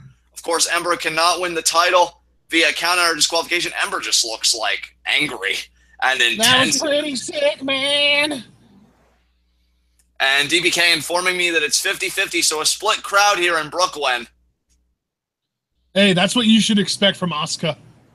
For sure. I mean, she just transcends. You know, she's just that good. And, oh, Ember sent right into the steel steps. And you notice she goes right after the injured arm. Or favors it anyway. Asuka will probably exploit it. You put Asuka against a good baby face, and the best you can hope for is a 50-50 crowd. You put Asuka against a bad baby face, and the entire crowd's going to be on Asuka's side. Well, the body shows there, and another kick. I think that kick again was to the formerly injured arm of Ember Moon. And yeah, now the arm that Asuka injured by throwing her into the guardrail. Hammerlock. Oh, suplex right on the steel grate of the ramp. Oh my God, with the arm exposed. That was an insidious tactic by Asuka, but perfectly legal. You get the hammerlock, you isolate the bad arm, and the bad arm makes immediate contact with the steel. And the ref begins the count. I think he was at 2. Asuka getting Ember Moon back in the ring. And if Ember has a bad arm, how is that going to affect Total Eclipse? Is she going to be able to get all of it? Being able to hook both hands, you know, around the neck in that cravat kind of position. And now, oh, ringing the arm is Asuka to Ember Moon. There's the elbow to it. Ember trying to create that distance. And now look at Asuka there. Hyperextending that arm. Ember with the body shots. Hammerlock again, almost like a Kimura here, but not quite. Oh, my God. Oh, but now Asuka. Could it be a trying to take this into a crossface, maybe? I don't know what Asuka was thinking, because Ember Moon with the counter tried using the front, but Asuka again, hammerlock. Oh, but Ember rolls out of it, but Asuka maintains control of the wrist. And by extension, the hammerlock, she's got it reapplied. I'm just kind of working Ember Moon over here. And now, is it going to, well, she may be thinking Asuka lock. I mean, that's the funny thing about this. It looks to me like she's clearly setting up for the Asuka lock, but obviously Ember was not having any of it. So now Ember, she went for an arm drag, but Asuka just said no. Oh, man, these two know each other so well already. I think they've only had like 2 or 3 matches with each other, including multi-person matches. Damn, the hammerlock, Russian leg sweep, Uranagi. Yeah, and now, again, that was right on the arm, which I think works 2 purposes, because 1, again, it brings the total Eclipse in my mind into question, and 2, to your point and to mine that I made earlier, the Asuka lock. It'll probably be easier to lock in if you've got one arm that you can't really resist with. And now look at these curb stomps here with the arms extended. Just the stomping there. And now just driving the boot into the upper back. And again, Asuka has just been vicious here. And now, I'm going to wring the arms out again. Oh, Ember God. Moon. Oh, man, Ember has no control of her own body right now, it seems like. Oh, she used her leg to break Asuka's hold of her left arm, but then Asuka with the kick, maintaining control of the right arm into an octopus. What an octopus stretch here by Asuka. Damn, Asuka's so good. I mean, we already knew that, but she's reaffirming it. For sure. And Ember Moon trying to reach out, trying to get reprieve, but Asuka right back. And again on that arm. If Ember was more on her stomach, I think you could call this a full-blown Shirome. And Asuka just really, really cranking on that arm here. Ember's got to be in a lot of pain at the moment. It's not a Shirome without the theatrics, brother. Until the theatrics come into play, it's just a seated Fujiwara. Oh, I know, the electric chair there by Ember Moon to escape. That had to send a jolt through Ember's arm, though, from dropping it that hard. Yeah, I mean, that could have been the move that Ember Moon needed. Asuka, though, duck there by Ember Moon. There's a shot to the chest. Forearm. Ember Moon's got one bad arm and one good arm, and she's trying to get the good arm to do the damage. There's the kick. There's a spin kick. There's another kick right to the head. Damn. Step up in Zagiri there by Ember Moon. That was sick. Hooks the leg. 1, 2. Wow, you got a 2 count on the champ. You got a 2 count on the champ. A 2 count on the champ with only one good arm. Ember Moon's got to fight through the pain here. Here we see again on the replay. There was the spin kick, and then there was the enzigiri. Bam, right there. Asuka immediately goes down. It's got the waist lock, though. Could it be the German? And it is right in the turnbuckles. Oh, head first on the bottom turnbuckle. That would be so bad. That was hell, you want to talk about concussions. Yeah, that was absolutely brutal. To have something like that befall the challenger. And now Asuka's got the wrist. Is it going to be an over-the-shoulder arm breaker? It is. Oh, my God. Right into the Asuka lock. Oh, yeah. That's going to be so much harder for Ember to escape now with that bum left arm, too. For sure. And look at that, trying to have the arm reach out. Asuka trying to control that arm as well. She has it. Oh, oh, no. Transitioning, and now this is an Asuka lock with the good arm restrained. I don't know. That might be even worse. Oh, man. Trying to fight back. Oh, the back elbow there. Oh, back elbow, back elbow. Oh, and now Ember Moon. The Asuka lock of her own. Can we call this the Ember lock? I guess so. Asuka flailing. She definitely doesn't have it locked in nearly as well as Asuka typically does. And arm crank. Oh, my God. 2, 3. And back into the Asuka lock. Oh, now gets all the weight on it. She's trying to grapevine it. She's trying, but Ember has too strong of a lower body. She's got that strong base, the low center of gravity. Unless she fades here. And Ember, if she does fade, she's going to be in very perilous waters. And Ember wagging the finger saying, not yet, I have life to give. And she drops Asuka down. But Asuka, though, sits up. Back up. Oh, but Ember rolled through. Ember rolled through. 1, 2. Oh, what a lariat. Using all the power that her good arm could afford her to get that lariat there on Asuka, did Ember Moon. And you got to give credit to Asuka. I've seen many veterans, get caught in their own submission hold in a pin attempt. Not all of them have the wherewithal to kick out. I mean, we saw that with AJ Styles at Battleground. We, saw that with Sami Zayn against Aiden English. Asuka, though, proving that she's got greater awareness than both those guys. I've seen it happen to Joe. So Asuka not falling for that trick. That just shows you how much being the champion means to the Empress of Tomorrow. Ducks the lariat. Off the ropes goes Asuka. Hip attack. Oh, that's so insulting. 2. Ember kicks out anyway. That was actually way too close. And you know why I think that was so close? Is because of how deep Asuka had that pin locked in. Another hip attack there, and I do believe she connected. Looked a bit nasty for Asuka, but I still think she had it.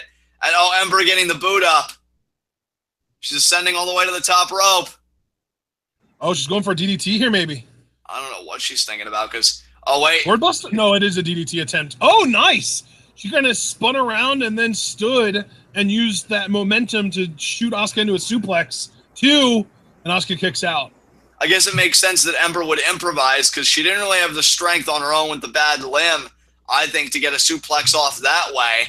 So she relied on momentum in her one good limb. Look at Ember utilizing science to get offense. You gotta love it, baby. You gotta love the science. Absolutely. Ember's just thinking, if I get the momentum just right. And it did pay off for her there. But it wasn't enough. Hey, you know what momentum is, right?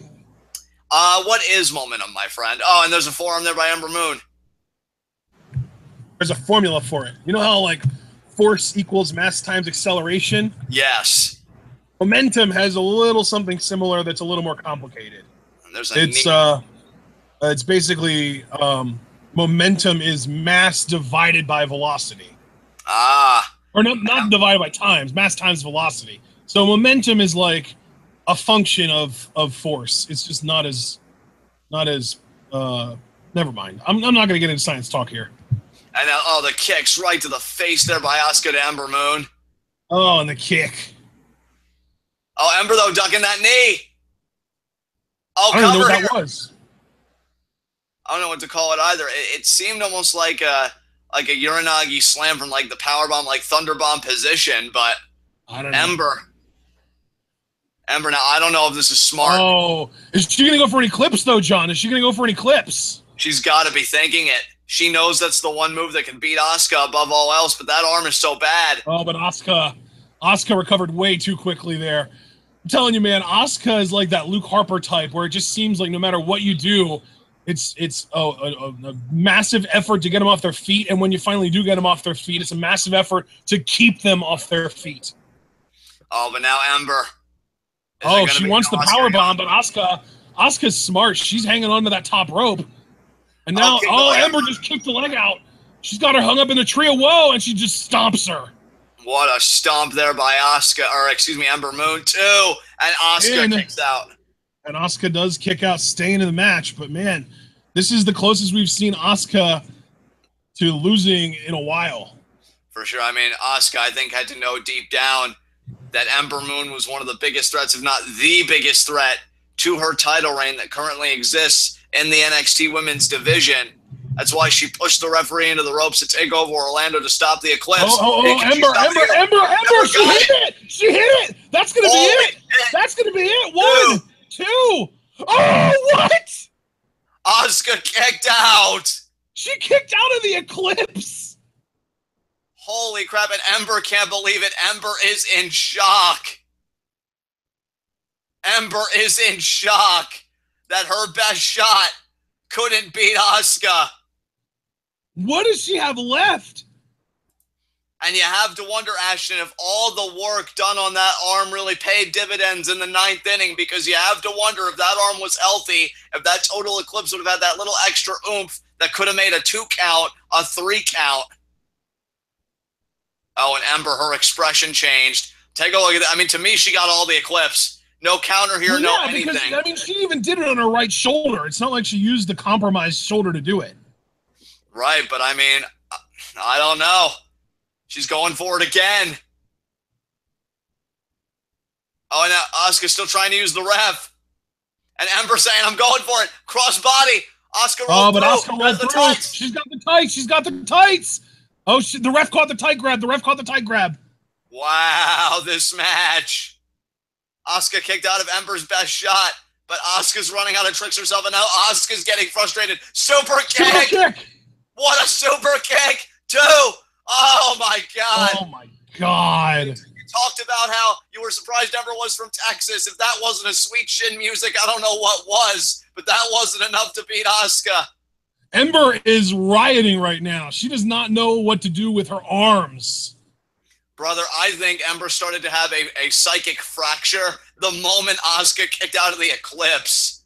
Yeah, I mean, well, yeah, because when you have this impression that you've got a move in your arsenal that might be hard to hit, but when you hit it, it can beat anyone, and you actually hit it on the champion and they still kick out, what does that got to do to your psyche? It's got to make you question everything. Oh, God. Oh, no. Armbar. Armbar. Hang on. Oh, man. Oh, but Ember stacks up. Oh, no. 2. Oh, no. my God. Asuka lock. Oh, the Asuka lock. That's going to be it. That's going to be it. She's got that locked in deep, and she's got a grapevine and everything. It's over. Is Ember going to pass out here? Is this going to be it? This is going to be it. She's still trying to counter. I think she's still trying to get her shoulders on the canvas, but Asuka's too aware. Asuka's had great awareness this whole match. Say what you will about Asuka, but she's done things better. Like, oh, and there's the tap. There's the tap. There's the tap, yep. I think we knew that. Yep. Ember Moon's best despite everything still wasn't good enough. Asuka's streak remains. That was an amazing match. That was so much better than their first match to me. Especially the final sequence post-Eclipse. That's when this match got in third gear. I could have had them stay in there for 5 more minutes, but you know what? I got to give big ups to these women. That match was incredible. I thoroughly enjoyed it. Asuka. You know what? I did not think that I would say this, but I think they managed to live up to, or let me rephrase that. I think they managed to follow Black Itami successfully. Absolutely.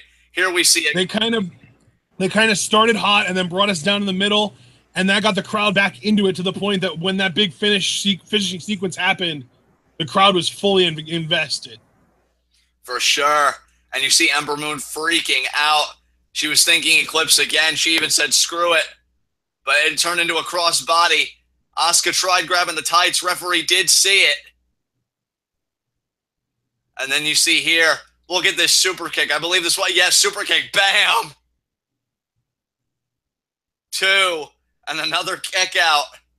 And Ember was just freaking out like, why? And what does this mean for Ember Moon? She lost her rematch. And here's the thing. Yeah, Asuka tried to cheat at that one point, but Asuka beat Ember clean there. There's no doubt Asuka was the better competitor here. You might not have liked the tactics she employed going after an injured Ember Moon. And there's the tap out. But everything Asuka did, save for that one move the ref called her out for, was perfectly legal. Which begs the question once again, who the hell is ready for Asuka? You know what my question is now? What's that? Do you know about the big phenomenon that's going to be going on tomorrow in the U.S.? Oh, you mean that Eclipse, right? Not tomorrow, Monday. Right, well, that Eclipse, right? Yeah. Yeah. I wonder if we're going to see Ember Moon do an Eclipse on the night of the Eclipse. Maybe. I mean, maybe. I'm implying a call-up, John. I feel like you're no-selling my offense right now. Well, next time be more explicit. I don't know if she's getting called up. I mean, that is one possibility because she lost this match. I mean, goddamn, if I'm Ember, after a loss like this, I go to the back and I kind of reassess my my priorities. I reassess how I've gone about things because Asuka still got the win. Damn. Oh my God.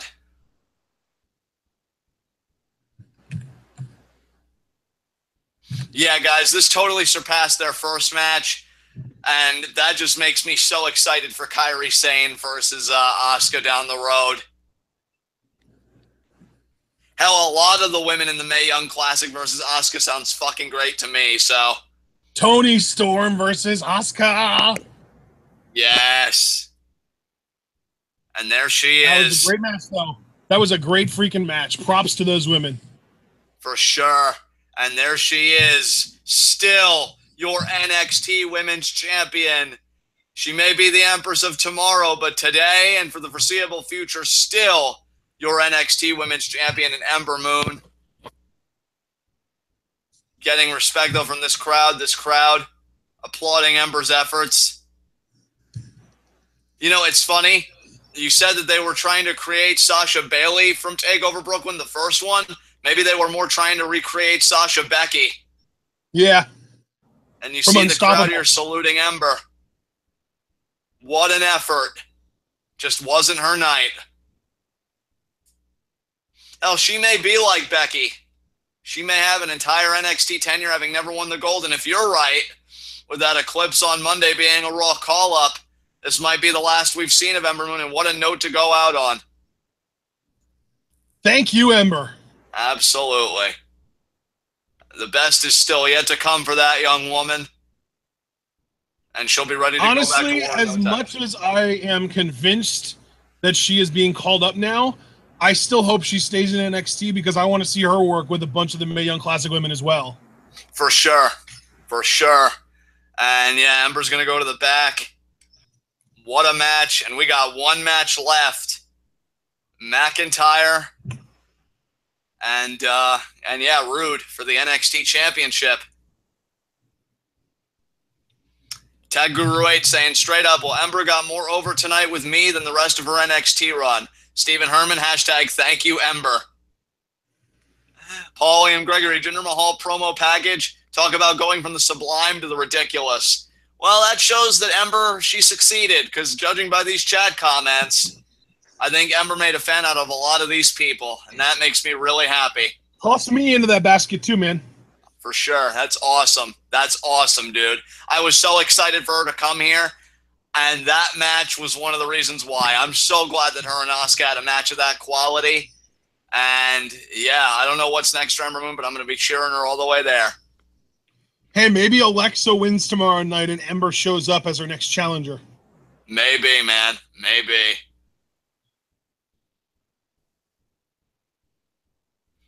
Yeah, what a fucking match. And we still haven't gotten the Adam. He's crying. Yeah, that was an emotional experience seeing Ember get that standing O in Brooklyn. Rocket League.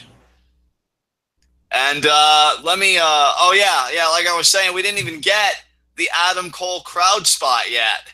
I guess there's still time for that. If we don't get the Adam Cole crowd spot before the start of the main event, I'm expecting Adam Cole to jump the barricade and interrupt the main event somehow. There's Kevin Owens.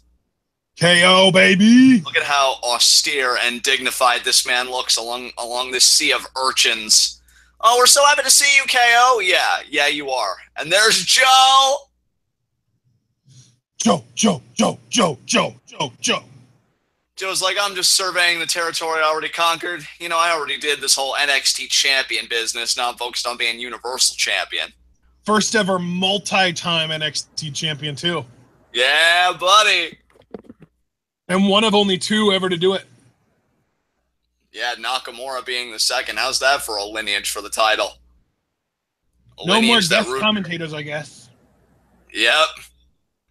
Even it's funny that you have the guest commentators for the undercard, and they're like, nah, even we know this main event's underwhelming. We're keeping all that talent in the back. Now let's get some more chat reactions here. And, Justin Rosie saying, I've always been a fan. That match made me a fan. I'm in love. And, Jordan saying, I want Roderick to let his emotions throw the match out and team with Adam and Red Dragon. That would be insane. Oh, yeah, Roderick Strong has got to be a factor, right?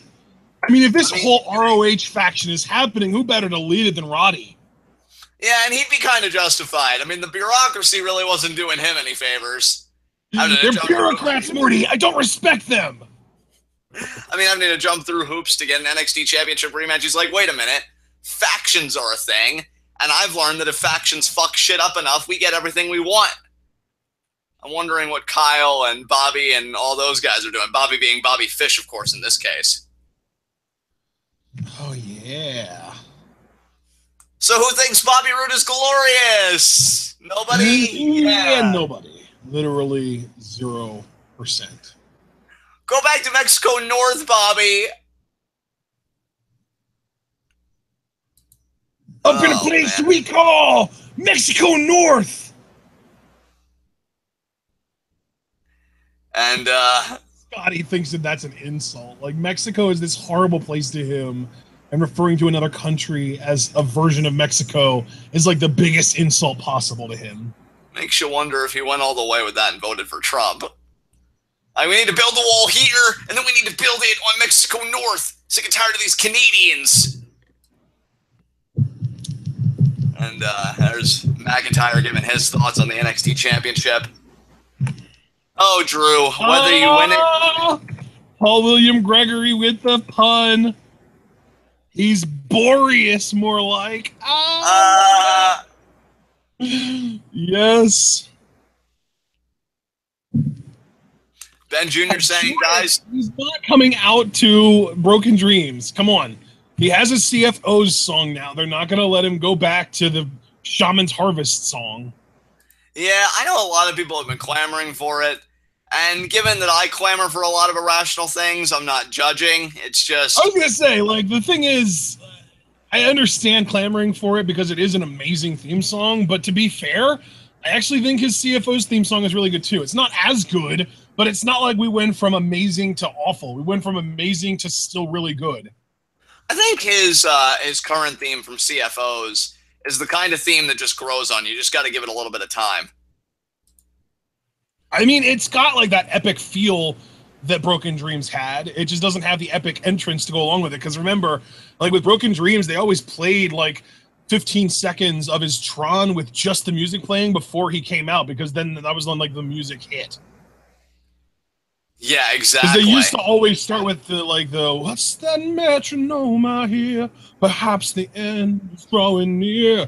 You never hear the shout that takes you down. And then his music kicked in and it came out. It was the out of time. So say goodbye. And that was when he walked out. Like it took like a good 5-10 seconds before his music really kicked in and he even walked. Right. Javar goes, you know, I like the quality of the CFO's theme songs. What I don't like is that they tend to be 30 seconds to 60 second loop over and over and over again. Yeah, see, I'm so glad you said that, Ashton, because I was even getting ready to say, like, I've kind of figured CFOs out, and it's not necessarily a bad thing, but yeah, that is the formula. And when it works, it really works because the like Nakamura and Balor and Bobby Roode, when it works, it's amazing. And when it doesn't work, even when it doesn't work, it's not even that I hate it. Drew's getting a whole Scottish marching band out here. Hey, he said, we are NXT, and he's got a whole army of bagpipes and instruments leading him to the ring, so... Yeah, Drew definitely feeling himself. I'm just waiting for it to actually transition into the beginning of his theme song. Yeah. Because the beginning of his theme song is bagpipe sounding. Right. I dig this, though. This is pretty cool. This, we knew Bobby Roode always does the crazy, elaborate takeover entrances, and this is Drew McIntyre clapping back. I love it. Yeah, it's like, yeah, now what are you, Bobby? Oh, here it is. Yes. Drew McIntyre. That big out there. Cool. Yeah, he's focused. Still no sign of Adam Cole. I'm sorry, brother. I mean, not to take away from the two competitors in this match that matter, but I'm more focused on what we haven't seen yet. Yeah, really, the two people, three if you want to count Lio Rush, that we haven't seen yet are Adam Cole and Roderick Strong. Yeah, and I mean, no offense to Lio Rush, but I'd say Adam Cole and Roderick Strong are far more prominent here. Like, Lio Rush, I wouldn't be surprised if we didn't even get a word from him tonight, if they just wanted to save him for you're probably right as far as, like, notoriety goes, but I'm still more excited to see Lio Rush in an NXT ring than Adam Cole. Oh, for sure. Yeah, I mean, I totally get that. I just think, yeah, NXT's priority. I smell something big about to go down with both the Adam Cole bagpipe players are like bopping their way down to the ring like they're dancing to the theme song almost. That's awesome. Yeah, that's really cool. Is this going to be Drew's night? You know, in his first WWE run, he won the Intercontinental title, and he had an awkward tag title run with Cody Rhodes. Can he go beyond that tonight? Can he win the NXT World Championship? I mean, if I'm Drew, here's the thing, and I know Drew's not giving this any thought, because ideally you're not even supposed to know that Adam Cole's a thing, but you know that Roderick's a thing because he hit you in the face a bunch on the go-home show. If I'm Drew, I just want to get this match over early before anybody gets any weird ideas about screwing up my moment. Your moment. This never should have been your moment, Drew. Your moment should be on a random episode of TV because you haven't earned this moment. Exactly. Oh, man. This is it, folks. God, what have you done to earn this moment? Look vaguely like a Scottish version of Triple H. Wow. And then Drew would say, this is getting oddly personal. Yeah, and then I would look at Bobby Roode and be like, hey, it's okay. You're the freaking Canadian Triple H. This is just Triple H circle jerking. Exactly. The only reason I'm bringing it up like that because I saw a post on Reddit the other day and it was like, hey guys, this Saturday it's Scottish Triple H versus Canadian Triple H for the Triple H World Title because like NXT is Triple H's baby, so of course we can call the NXT Championship the Triple H World Title. Exactly. Oh my God, Bobby Roode with these damn elaborate entrances. He is so full of himself. But no wonder Drew had to do one too. He had to clap back, like I said earlier. This is like. Drew is just going out of his way to stand out in a world where Bobby Roode goes over the top to stand out every single show. Yeah. And, yep, Roode just stroking his ego. Sure he wishes he was in his private suite stroking something else, given his personality. He probably looks in a mirror while doing it. God, I'm sexy. God, I'm Bobby Roode. Yes!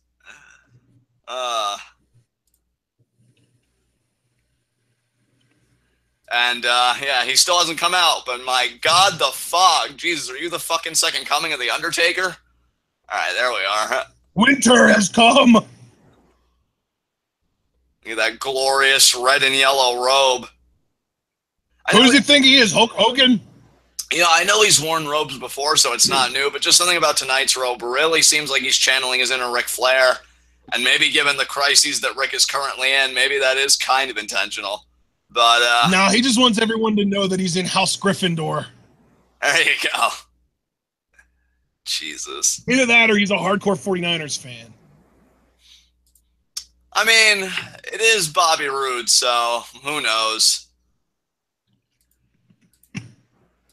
He just seems awful all around. Oh my That's God. very true. You gonna walk down the ramp there, champ? No. This is my moment right now.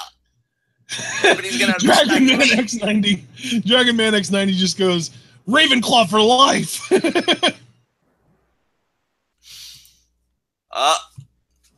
Look at Bobby just like closing his eyes, getting into the moment, like you're all experiencing the moment of me. You're so it's funny because I don't think he even cares whether the crowd likes him or not. I think he's just doing this all as like a self-pleasure thing. Oh, for sure. Like, oh God, I am just so wonderful. Just me. Just me. Yeah, this is. Have you ever taken one of those like Sorting Hat quizzes where it tells you what Harry Potter house you belong in, John? I think I took one ages ago, but I didn't care enough for my results. No, I don't think I was Slytherin, but that'd be hilarious. There's no doubt in my mind you're a Slytherin. Oh my God, Bobby. He's posturing every few steps, and he's even got a little strut there going on. You're a Slytherin, and I'm a Ravenclaw. Although you might be a Ravenclaw, too, because you highly value intellect. Yeah. That's a Ravenclaw trait. Now look at all these people that Bobby Roode actively wants to replace holding up glorious signs. Like, you're just asking for your own demise, you fucking marks. Those are people who watch Fox News. Yeah. That's the type of person who's like, I don't want the government to increase my taxes. That's my money. Even though the taxes would mostly affect the super rich anyway. Yeah. And Roode finally getting in the ring. And just in time to celebrate my 80th birthday. How wonderful. Those are the people that are like, we need to get rid of food stamps and welfare because of all the lazy people that don't have jobs that are on them, even though Walmart benefits more from welfare than anyone else in the country. Exactly. Oh, Roode saying, you know, this is his NXT. Oh, Triple H is going to be on Facebook Live immediately following Brooklyn 3. Well, now you know a bomb's going to have to drop because Triple H wouldn't just talk about any takeover show. He wants to feel important. Triple H, are you surprised? Oh, God. He's going to get on Facebook Live so he can circle jerk about how great that Scottish version of him fought that corporate Canadian version of him. That NXT main event was the best that we've ever done, Kathy. I was immensely pleased with it. Adam Cole is just an amazing signing. He said something about me needing to suck his dick, and I didn't necessarily say no, Kathy. That's the worst part about Adam Cole being in NXT is he's going to have to not say that anymore. He'll find a PG version of it somehow. Suck my winky. I'm going to need you to eat my shorts. See, there you go. It's like the PG version of DX according to wrestling isn't wrestling, like pee pee caca stinky doo doo. Yeah. We're PG now. And Roode, look at that NXT title. The title Drew hopes to hold. I mean, I will give Roode this. He does look the part of a champion. Like, I feel like if we were still in the territory days, Roode would probably be one of the top draws as a heel. Because, I mean, he just really looks the part spectacularly, and I really do have to give him at least that credit. According to Sal, this crowd is booing McIntyre. Of course they are. Jesus Christ, crowd. First Chicago, you ruined that for me. And then McIntyre, who, I mean, I'm not the biggest McIntyre mark, but he's actually been cutting great babyface promos, and you're just like, no, we prefer a monopoly by this one guy that wants to gentrify the arenas. Oh my God, Drew's so much bigger than Roode. Look at that. That size differential. He has to look up into Galloway's eyes. Dude, I mean, the funny thing is, like, people are saying, like, oh, Bobby is a small man, but he's really not. He's like 6'1", 230, 235. It's just that Drew is like 6'6", 6'7", 270 plus. Oh, God, now he's backing Bobby up in the corner. Drew is a large man. Bobby's not a small man. Drew is just a large man. There's just a lot of him. Roode just even looking at him like, oh, God, the big man didn't kill me. Today might be a good day today. Now, I don't know if Bobby's going to go back to the drawing board or what his mindset is. I just heard Nigel talking about how horrified Bobby should be. He should be. Look at McIntyre. And he throws Bobby into the corner. Bobby ducks. Chop. Side headlock. Oh, it sends Bobby to the outside. And now, throws Bobby on the shoulder block. Oh, shit. I think you're ahead of me again. I'll try catching up. I thought you were ahead of me because now I see Bobby on the outside kind of gathering himself. Oh, shit. Maybe I am ahead of you. And now Drew bending the knee there. Say something when Bobby attempts the glorious DDT for the first time. Oh, okay, yeah, because I'm not even anywhere close to that. Bobby's still on the outside. Bobby now on the apron. I tried fast forwarding because I thought I was behind you, but then it turns out I ended up being way ahead of you. So I just have it paused, and whenever you say that Roode went for the glorious DDT for the first time, I'll play. Chop. Chop. McIntyre, though, still firing up. Gonna try and pursue Bobby here. Got him by the throat, throws him into the corner. Oh, ducks. Chop again. Chop again. Third chop by Roode. McIntyre versus the Irish Whip. Bobby vaults over. Kick. Go over the glorious DDT. Hand up. And Drew slides out of it. And Bobby's got a smirk on his face. All right, we should be good now. Look at the smirk on Bobby's face. What a shit-eating grin. I would Claymore kick him. Is he seriously going to do the glorious pose right in front of this gigantic human being? Yeah, he did it, and he got away with it. What the hell is wrong with you, Drew? What a pussy. Maybe Drew's playing the long game. He's screaming, my NXT at McIntyre. You're not even wrong, Bobby. The crowd loves you more than the guy that's trying to pander to them. Oh, now reverse the wrist like, oh, what a straight shot. They're all just a bunch of sheep, aren't they? Yeah, God knows. I mean, when the Chicago rejected Hideo, that was the beginning of his heel turn. This may be the last time we see Drew as a babyface. Well, and especially if he ends up in a faction with, like, Adam Cole and Roderick Strong as bad guys. And that could happen. Oh, my God. Come on, Drew. Chop. I don't even like Drew McIntyre that much, but I'm still rooting for him because I can't stand Bobby Roode. Off the ropes goes Roode. Roode kicking McIntyre. Boot by McIntyre. Jesus. Oh, my God. He's just imposing his will on the situation. His chest is like blood red from all the chops. Drew McIntyre is gigantic. And he just threw Bobby Roode there. You know, and keep in mind, McIntyre had a very physical match with Roderick Strong on the go-home show that Roode cut short. But McIntyre doesn't seem any worse for wear to me. As we see the replay here, look at this just suplex throw. Bam. Like Bobby was nothing. And another chop there. Jesus. Drew is just dominant right now. And another chop. Oh, God. And now, sternum first goes Roode into the barricade, and he flops on the floor. McIntyre back in the ring, goes back out. And now Roode picked him up. Oh, Roode landed on the apron. Kicked McIntyre right in the face. Oh, McIntyre caught it. Is it going to be a lawn dart here? No. Here's a fun fact. Sal in chat has a dog, a Rottweiler named Chop. So every time we say Chop, his dog's head is like tilting and he's pointing his ears at the screen because he hears us say Chop and he hears us say his name. I've known about Chop for a while, and I did not know that, though. That's absolutely adorable. Chop has great taste in YouTubers, too, I will add. Well, I kind of embellished on that last part. I'm just assuming that's what's happening. Okay. We see the replayer power slam right into the apron. And Roode, though, hooking the leg of McIntyre. I've had plenty of dogs in my life, and if you say its name and it doesn't recognize the voice that the name is coming from, it does the little head tilt thing and points its ears up. Oh, my God. Drew strike again. Nope. Bobby lands on his feet. And, went for the right hand. McIntyre, though, met him with one of his own. Tries to get back in the ring. Oh, Roode caught it. Could be. Oh, Bobby, you dirty dog, you. You dirty son of a bitch. And now, it's going to weaken Drew's head and neck for the glorious DDT.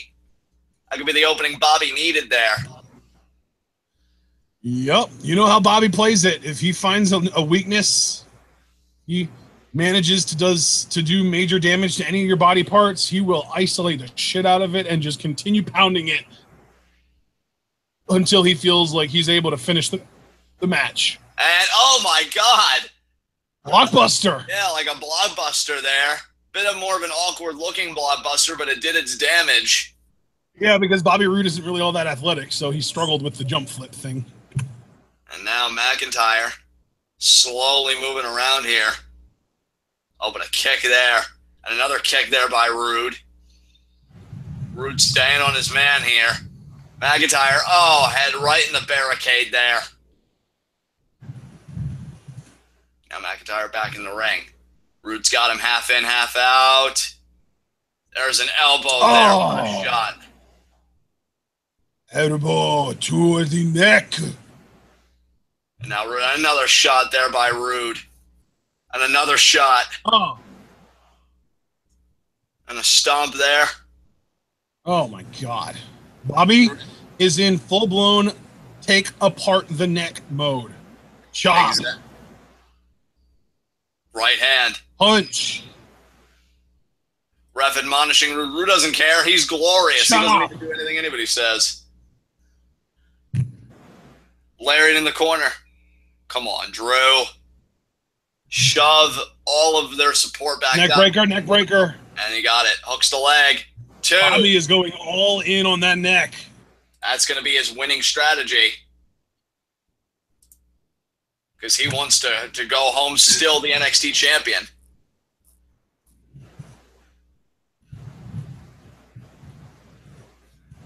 And now Roode kind of backing off, and now he's going to go right back on the attack. There's the stomps there. Can't believe Brooklyn. That's the second crowd in a row just supporting Bobby Roode.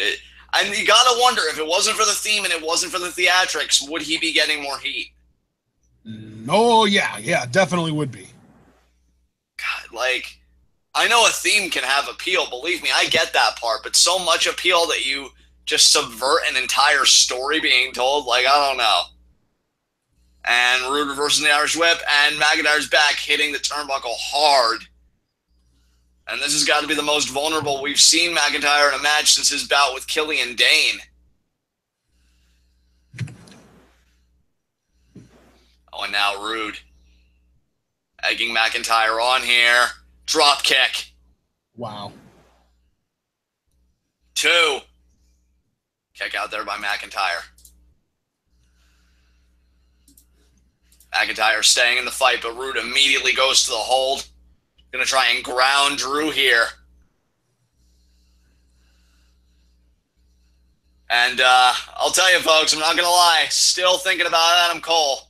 It's kind of like the early days of my Adam Cole fandom, you know? Other things are going on, and yet what am I fantasizing about? Adam Cole, baby. He's so devilishly handsome. As we see here, the replay, the drop kick from Roode. Ashton, let me ask you something. You're a man of good taste. Don't you think Adam Cole would be absolutely sexy with that NXT championship? I don't think he needs it, but yeah, sure. There you go. See? You heard it from the man here.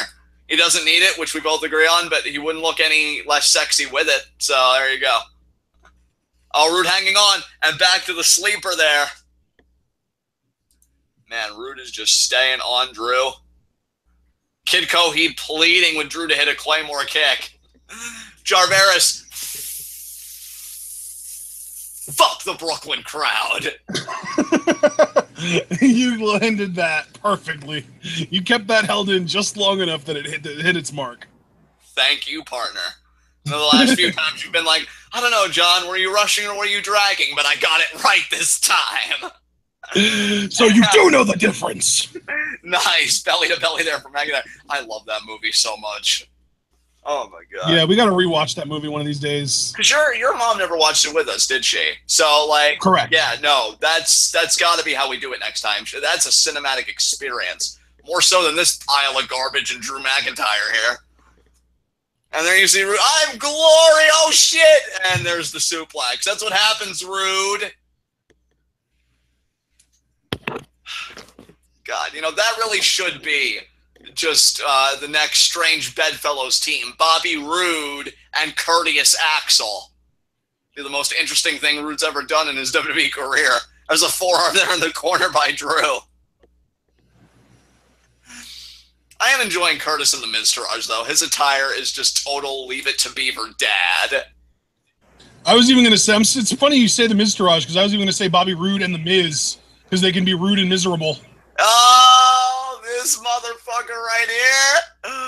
But, yeah, that'd be fantastic. And Drew, I know, Kid Coheed, you might get your wish. I think Drew's getting into that second gear. He's not going to hit the Claymore here. Not yet, but I thought he was going to start mounting an offensive to set up for it, but even Roode saying no to that. You saw Roode had a bruise on his thigh there, it looked like. You see that? Inverted atomic drop. Yeah, you see on the side of his thigh there. Oh, and there's the knee lift. Oh, Drew thought it was going to be a power slam. It was going to be a swing bottom. No. Fireman's carry. Gutbuster, maybe. No, it's going to be air raid crash. Air raid crash. I mean, him and Sheamus are buddies, so maybe that's a little shout out to Sheamus. Hooks the leg, too. Buddies. He and Sheamus are former FCW tag team champions, brother. Yeah. Hey, you got to wonder if maybe he'll give a shout out to Jinder, who he's also very close with, and maybe try hitting an illegal injection on Roode. Here we see the air raid crash again. Bam. And now what's Drew thinking here? Picking Bobby up. Bobby trying to hang on. Not ready for... Oh, the hot shot over the rope.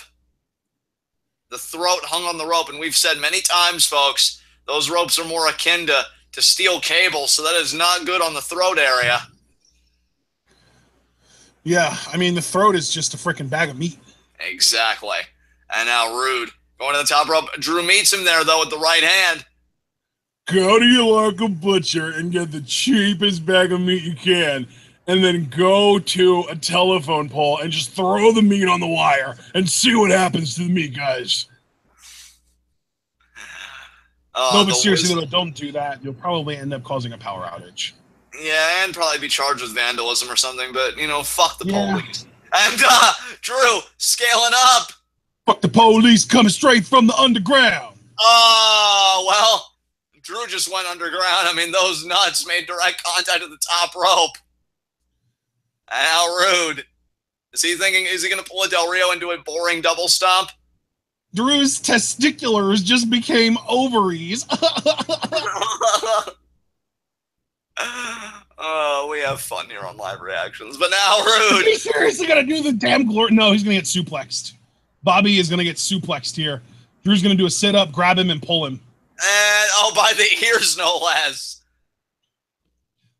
Yep. The point is that's what happens. That's what happens when you feel secure standing over a 6'7" man hung from the ropes. Oh, wait a minute here. Could be Claymore kick time. Yeah, he's calling for the Claymore. Roode's the Claymore, as Mauro Ranallo refers to it. And Roode's saying, hey, maybe if I play dead, he won't go for it. And he was right. He's not even moving. Well, that's why you go for the pin, Drew. Come on, man. It amazes me. He's going to get caught. He's going to get caught. You're probably right here. Oh, jackknife cover. Yep. McIntyre kicked out anyway. God, could you imagine if that would have won the match? Oh, future. No. Lung blower. I'm waiting for Adam Cole to show up with Kyle O'Reilly and be like, there's only one future shock here, and it's us. Those two on the same page again makes my heart happy. And Roode. Kyle O'Reilly and Adam Cole? Yeah, absolutely. Yeah. Because, I mean, their feud in ROH was great and all, but them on the same team, kind of pitching a 10 over here. Hide your kids, hide your eyes, because they kicking everybody's heads off out here. And, there's that lung blower again. There's a chop there, running chop, getting all that momentum. Right hand chop, right hand chop, right hand chop. All the chops. Referee actually having to pull Roode away. Roode's firing up. I'm doing it for you, Brooklyn, but more importantly, me. Is it going to be a bulldog here? What the hell is Roode? Oh, no. Oh, I thought he was thinking Glorious DDT. He's thinking Neckbreaker instead. Drew counters. Could be a backslide. Yep. Roode kicks out. Future shock DDT. Oh, he spiked it. 1, 2, and Roode kicks out. This ref.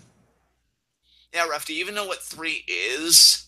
No, I was thinking more along the lines of, like, the ref needs to learn how to better disguise near falls. Yeah.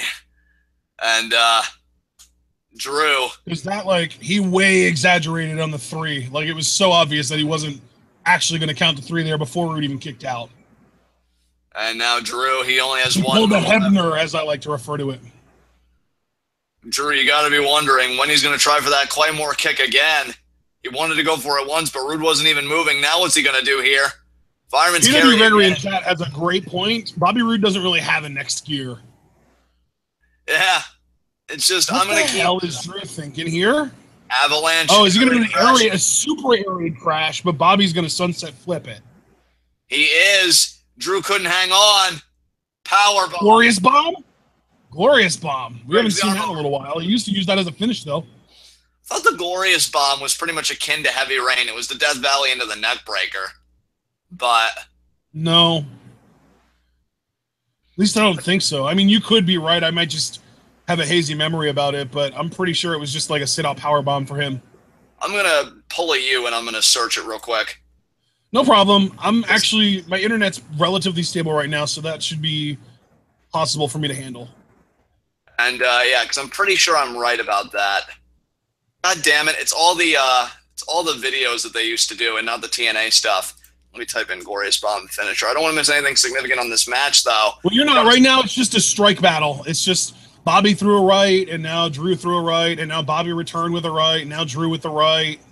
It's just forearms / punches, whatever you want to call them. Right. I mean, that was a punch for sure from Bobby. Punch from Drew. Kick from Bobby, chop from Bobby, kick from Drew, chop from Drew, chop from Bobby, chop Drew, punch Bobby, punch Drew, kick Bobby, punch Drew. Oh, now they're just slobber knocking. Yeah, I was right. The Glorious Bomb I was thinking of, unless he changed what the Glorious Bomb was, the Glorious Bomb that I was thinking of was correct. So if anything, he just changed what move like the name was associated with. But Claymore. Kick. But Bobby rolls out. Bobby Roode does that every fucking time with a finisher. But you know what, though? His foot's going to be on the rope now. And there it is. Yep. Every fucking time. That's elite ring awareness if you're talking about kayfabe. Oh, for sure. Like, he did it with the GTS. I feel like he did it with Roderick's, End of Heartache. And now he did it with the Claymore kick. Yep. Bobby Roode's like, you think I can be beaten by finishers? And now Drew desperately wanting to go after Roode because he knows he had it. And he knows what happens when you give Bobby Roode time to breathe. Nothing good. Exactly. That's for damn show.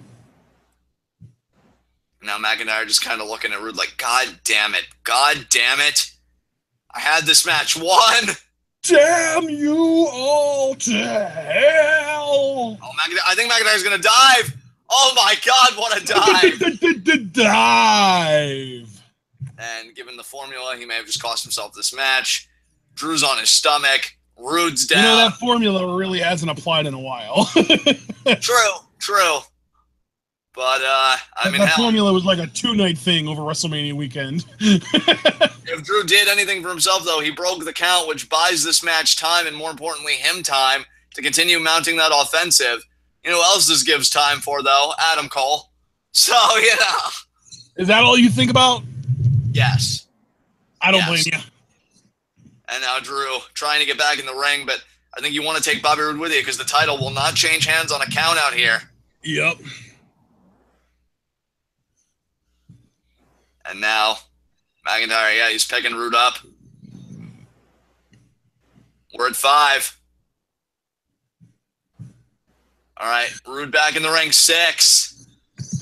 All right, they're both back in the ring. Counts become irrelevant. Drew thinking Claymore kick again. He wants it, man. He wants it bad. If he hits this, even though Roode seems immune to finishers, I don't know if a second finisher. Buster. Of course, Roode pulls that out. Oh, and he's not even going to go for the cover. He's thinking Glorious DDT right here. Yeah, McIntyre. Oh, Sunset flip counter. But Drew's still too big. He kneels down, hooks the leg. Kick out still by Roode. No. Glorious DDT. He got it. Wow. Drew's going to kick out though, right? He does. I've found lately that it takes 2 Glorious DDTs to beat a challenger, so. Yeah, but the second one, after he hits the first one, the second one's usually not far behind, similar to Destino. Exactly. Destino! God, I can't wait to call that again. Dude, you may be able to give it the biggest call you've ever done come January if he wins the world title with that. Yes! And Roode, speaking of world titles, looking to retain his. But McIntyre kicking out of the Glorious DDT. Roode's expression changed. He's thinking about hitting a little bit. Oh, that back. Oh, my back. Oh, is he going to hit the second one right away, or does Drew have another counter? And he got it. That's it. He hung on to it, though. He hung on to it. Drew won! Wait, what? Are you ahead of me again? Oh, headbutt. Claymore kick. Yeah, you were ahead of me because that's going to do it, isn't it? Holy fuck. 2. I had to refresh because my video just stopped playing, so I refreshed and I come back to a friggin' 3 count. Drew McIntyre won. Holy shit. The reign of Roode is over. We're liberated, which means Andrade's win might have actually meant something. Yes. Yes. Get the fuck out of our NXT, Roode.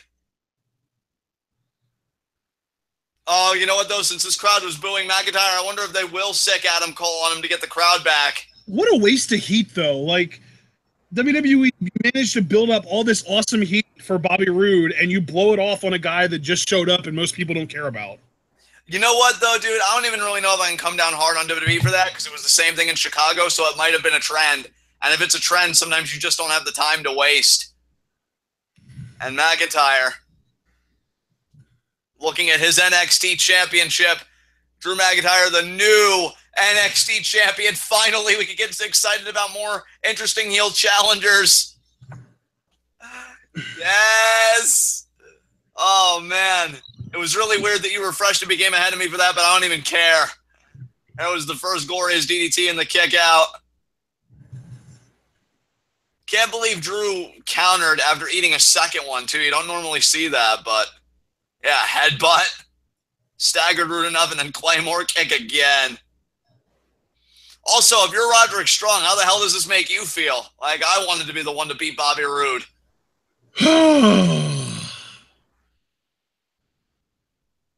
There it is. Come on, Cole. Come out and assault McIntyre.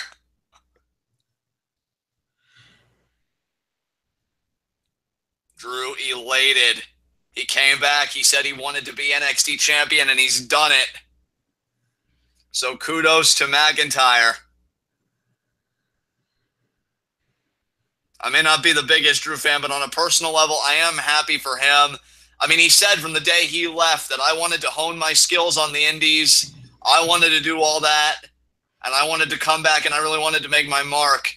And he's done that here. So, wait a minute. Hey, there's the graphic. This is over. Wait a minute. Dude, the crowd was looking out to something. Yeah, they're looking up at something, but I'm not sure. Yeah, what are they looking up at? Oh, my God! Yes! What? There's Red Dragon. There's Red Dragon. Okay. Which means they can't be far behind. Adam Cole! Yes! Yes! Adam Cole! Baby! Oh, so is this just a 3-on-1 beatdown now? Just Cole, O'Reilly, and Fish? You're damn right it is. You're damn right it is. Super kick. Super kick, baby! Yes! Yes! Yes! Dude, Adam Cole standing next to Drew McIntyre, people are going to instantly be like, wow, this guy's a pipsqueak. I know, right? But he's a pipsqueak with backup. Pose with that title, Adam! Give me that boner! Yeah! Yeah, baby! Hey, Drew, I'm gonna need you to suck my dick! He can't say it anymore, so you can say it for him, yeah! Yeah, and I know it makes me a hypocrite, but hey, guys, if it makes you feel any better, my top priority is still Andrade, but if I've got to, suffer, quote-unquote, through an Adam Cole, Drew McIntyre program, I will not complain. Yes! Well, there we go. We've got our little ROH faction, however small it might be, both in size and in quantity. Yeah, Adam Cole being like, you thought I was going to do the In the Crowd debut? I'm Adam Cole, okay? I'm not a pleb like Bobby Roode. I actually matter. Yes. Oh, but no, man, my concern is that Bobby's going to get called up and ruin another one of the main roster shows. I mean, if he's on Raw, does it really matter? It already ruined itself and really needs no help. So. Yeah, but if he goes to SmackDown, though. Yeah, I don't know. I think I'm just kind of over both Raw and SmackDown at this point. Yeah. I mean, I gotta give that takeover. Yeah. I gotta give this takeover credit though. I mean, personally, I think I'm gonna give it an ending score of, I'd say an 8.5 is really how I'm feeling right now. Wow, yeah, that's generous. I'll give it like a 6.5, maybe a 7. Yeah, I had fun with it. Even the tag match in like its final few moments, especially with the post match, did something interesting. And the main event, it was decent from an in-ring standpoint. Like, it wasn't horrible. To me, the main event was probably, I mean, the tag match was the worst match, and then the main event was the next worst match. So that's what I expected. I would agree with that. And as far as match of the night goes, I'm really torn between the women's match and Itami Black. Yeah, that women's match was really good. And I think the kick out of the Eclipse might have just put it over the top. That might be my match of the night. Yeah, for sure. Wow, so, people are giving this show a 9 out of 10? Really, guys? Is this your first ever takeover? Hell, is this your first ever takeover Brooklyn? Like, this takeover was good, but it really was not great. I mean, don't get me wrong. It wasn't a bad show. It was enjoyable. It was probably better than SummerSlam's going to be tomorrow, but don't let Red Dragon and Adam Cole clout what you saw. Like, this show was okay. Ben agreeing with my score of 8.5. DBK also giving it a 9. So, yeah, I mean, that's my thoughts on TakeOver. I'm just going to send it over to you to take us home because, yeah, I thought this was a worthwhile show. I mean, great opener. Tag match wasn't insufferable and got some interesting post-match stuff. Itami Black was brutal. I thought Ember Asuka actually outdid their first match, which I was looking for them to do. And the main event was pretty blah. But we got a new champion, got the title off Roode, and Cole made a more effective debut than most. So, yeah, on the whole, I have to say I'm pleased with this. And really, it kind of makes me want to go back and rewatch it for nothing else to hear the guest commentary for those matches and just to hear the crowd reactions throughout the night because Brooklyn seemed like a typical crowd. But, yeah, those are all my thoughts. And, Ash, I'm going to kick it over to you, and you can take us home. Well, I'll tell you what. I agree with you. I want to rewatch this, but I'm going to let you do the outro tonight. Oh. All right, well, fair enough. Guys, this has been NXT TakeOver Brooklyn 3 live reactions. You can find all of our TwitWow-related stuff in the description box. 2 things I want to plug, of course, the Patreon, which, of course, is the $3 Discord. If you're not a member of the Discord, it really seems to be flooding right now. Now's the time to really get in on it. It's only $3 a month, as I said. And, you get to really talk with us about everything, including NXT TakeOver Brooklyn 3 and your favorite matches of the night and your worst matches of the night, et cetera, et cetera. And if you stay a member of the Discord for less than a year, 10 months, that's $30. You can cash that in for a live reaction to a 3-hour show in accordance with our Patreon structure. Also want to plug the Teespring. We got a new shirt out. I'm not finished with you! Our new Braun Strowman-inspired T-shirt. I think it's awesome. So if you want to tell any obstacle, any person that you're not finished with it, if you really want to strike fear in the heart of something, that is the shirt for you. Of course, we also have a bunch of other great offerings, including Scum Squad exclusive merch, Kevin Owens the Legendary, because he's a father, damn it, T-shirt. A lot of great offerings there. Please like and subscribe if you haven't already. We had a great viewership throughout the night. I appreciate everybody that celebrated NXT TakeOver Brooklyn 3 with us, wanted to listen to our live reactions. That's very cool of you guys, as always. And, in the immediate future, because I know we got a lot coming up next week, but we'll probably go over that at SummerSlam. So for now, I'm just going to tell you most immediately, be with us tomorrow. We're going to be going live at 7, because we always skip the pre-show, for 4-hour SummerSlam. I got to remind myself of that. It's still kind of weird to say aloud. So, guys, we hope you had a fun night. And we'll see you again for SummerSlam and see how Brock Lesnar in his Fatal 4-Way match and Jinder against Nakamura all goes down. So tune in and peace out.